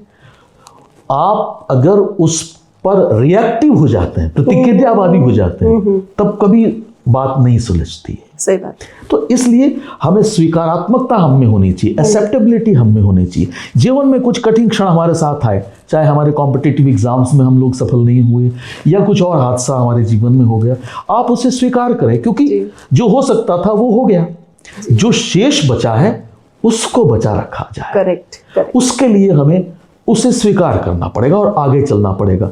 आप उसी को घसीटते हुए, उसी को रिपीट करते हुए कुछ लाभ नहीं। जो हो चुका उसे स्वीकार कर लें, और अगर आपने आपसे खुद से हुआ है भूल से, उस भूल को दोहराएं मत, और अगर अच्छा हुआ और अच्छे परिणाम हुए हैं तो उसको बार बार करें। एक तो ये एक्सेप्टेबिलिटी हमें होनी चाहिए, जो सबसे कम है आज, तो स्वीकारात्मकता हमें होनी चाहिए। और दूसरा, मैंने हर बार एक ही बात कही है, कभी भी ज्ञान के लिए आपको बहुआयामी होना चाहिए। आपको आपकी स्पोर्ट्स में रुचि नहीं है, लेकिन आपको बेसिक जानकारी होनी चाहिए। इतनी रुचि आप उत्पन्न करें कि आपको उतनी जानकारी हो। आपको ये पता होना चाहिए कि सचिन तेंदुलकर फुटबॉल नहीं खेलते हैं। आपको ये पता होना चाहिए अरविंद सोढी क्रिकेट नहीं खेलते थे जी। आपको ये सारी चीजें, ये जानकारियां हमें होनी, इस बात को लेने में, ये जानकारियां लेने में आज तो बहुत सुविधा है। हाँ। सोशल मीडिया इतना हावी है सही बात कि हम उसका इस्तेमाल करते हुए कर सकते हैं। क्योंकि देखिए, जब फैक्ट्री लगती है ना, औद्योगिकरण जब होता है तो उसमें प्रदूषण भी होता है, उसमें कुछ गंदा पानी भी निकलता है, लेकिन उसके विधिवत उपाय किए जाते हैं। लेकिन उस उत्पादन से जो लाभ होता है उसको तो स्वीकार करना पड़ेगा ना। तो ये ध्यान रखें कि सोशल मीडिया अगर आप उसका उपयोग कर रहे हैं, आप जानकारियां, उसकी प्रामाणिकता किताबों से ही तय होती है। आप उन पर बिल्कुल उसको प्रामाणिक न माने। हो सकता है प्रामाणिक हो, लेकिन जो व्यक्ति कह रहा है उसकी प्रामाणिकता देख लीजिए, करेक्ट, कि किसने ये बात कही, वो ध्यान रखें। और दूसरा ये कि आपके हाथ में है पूरी दुनिया, सोशल मीडिया के माध्यम से, अंतर्जाल के माध्यम से, इंटरनेट के माध्यम से। आप पर निर्भर करता है कि आप उसमें से अच्छा लें, आप उसमें से बुरा लें। और यही आप पर निर्भर करता है कि आप सुनने वालों को, देखने वालों को अच्छा दें या बुरा दें। आप जैसा आपके पास होगा वैसा आप वितरित करेंगे। आप अगर अच्छा ले रहे हैं तो आप अच्छा वितरित करेंगे। तो इसका उपयोग सकारात्मक दृष्टि से होना चाहिए। आप ये कह करके पीछा नहीं छुड़ा सकते कि मोबाइल बड़ा गंदा है, इसको छोड़ देना चाहिए आज की पीढ़ी। नहीं, मोबाइल कैसे छोड़ देंगे? ऑनलाइन एजुकेशन का समय है, ऑनलाइन नौकरियां चल रही हैं, आप कैसे छोड़ देंगे? हम पूरी दुनिया, आखिर तो ग्लोबलाइजेशन, या तो ग्लोबलाइजेशन का विरोध करते हैं हमने नहीं किया ना, पूरी दुनिया एक होना चाहती थी, तो फिर एक हो रही है ना, उसके माध्यम तो उसे स्वीकार करें और सकारात्मक तरीके से स्वीकार करें। गलत चीजें उसमें भी छोड़ी जा सकती हैं। बाजार जाते हैं हम, फल और सब्जियां सड़े हुए भी होते हैं, अच्छे भी, हम कब ले आते हैं सड़े हुए? नहीं लाते ना, छांट करके लाते। ऐसे ही सोशल मीडिया, जो उचित है, जो अच्छा है, जो श्रेष्ठ है, जो सच है, वो लीजिए। बिल्कुल, पूर्वाग्रह खत्म कीजिए जीवन के। वो डिपेंड तो आप पे ही करता है ना। चलिए सर, मतलब ऐसे मुझे बोलते हुए ऐसे अच्छा तो नहीं लग रहा है, लेकिन फिर भी आपके साथ जो ये बातें, जो मैंने टाइम स्पेंड किया है, जो आपके एक्सपीरियंस को सुना है, मेरे श्रोताओं ने सुना है, उसके लिए आपको थैंक्स बोलने के या धन्यवाद देने के लिए शब्द बहुत छोटे पड़ जाएंगे। नहीं, ना आपका इतना बेशकीमती समय और उसके साथ इतना प्यारा एक्सपीरियंस हमें देने के लिए आपका दिल से बहुत बहुत शुक्रिया। ऐसा बोला जाता है कि जब शब्दों में सच्चाई हो और आवाज़ में आत्मा की ताकत हो ना, तो बातें खत्म नहीं होती है, अपना असर छोड़ जाती है। बिल्कुल सही कहा है आपने। जब शब्द चुक जाए ना, उस समय मान के चलिए कि मौन की अपनी परिभाषा होती है। आप बहुत बेहतर करती रहें, बहुत अच्छा आप कर भी नहीं, और भी बेहतर करती रहें सबके लिए। आप किसी एक यूथ नहीं, बच्चों के लिए बड़ों के, अच्छी बात होती रहनी चाहिए हमेशा। बहुत सारी शुभकामनाएं आपको। बिल्कुल सर, पर जाते जाते 2 पंक्तियां जरूर सुन के जाएंगे। हाँ, बिल्कुल। वो मैं आपको एक शेर सुनाऊँ जी, कि एक गलती पे मेरी इतना बिगड़ जाती है, एक गलती पे मेरी इतना बिगड़ जाती है, माँ ना होती मैं कितना बिगड़ गया होता। सही है। मुझे लगता है कि हर व्यक्ति के साथ में ये होता है कि आप पर अंकुश जरूरी है। वो आपके माता पिता ही रख सकते हैं, या माता पिता समान जो व्यक्ति वही रख सकते हैं। तो ये सम्मान हमेशा हमारे बीच में बना रहना चाहिए, क्योंकि किसी बुजुर्ग के साथ में जब आप रहते हैं ना, तो आप अपने उनके जीवन के अनुभव जब आप शेयर करते हैं तो आप उनको जी रहे होते हैं। करेक्ट। तो ये हमेशा हमारे साथ होना चाहिए, सम्मान हम में। और फिर हम तो भारत के रहने वाले हैं, हमें तो ये संस्कारित किया गया है कि माँ बाप तो हमने भगवान के समान माना है। गुरु गोविंद दो ही खड़े थे, हमने कहा ना कि जो गुरु ने बताया गोविंद को, इसलिए गुरु बड़ा है, तो माँ भी गुरु, पिता भी गुरु। बिल्कुल सही बात है सर। तो आज की इस प्रेरणादायक यात्रा के लिए आपका दिल से बहुत बहुत आभार कि आपने इतना कीमती समय निकाल के हमारे शो के लिए आपने दिया। Thank you so much. बहुत बहुत शुक्रिया।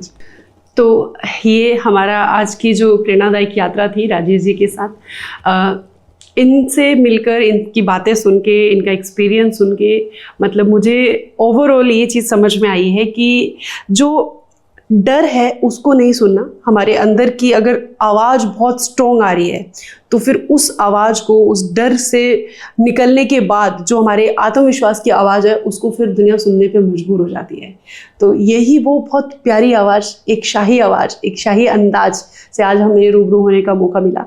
हम नेक्स्ट टाइम भी आपके लिए इसी तरह की एक प्रेरणादायी पर्सनैलिटी लेके आएंगे। तब तक के लिए स्वस्थ रहिए, मस्त रहिए। नमस्कार।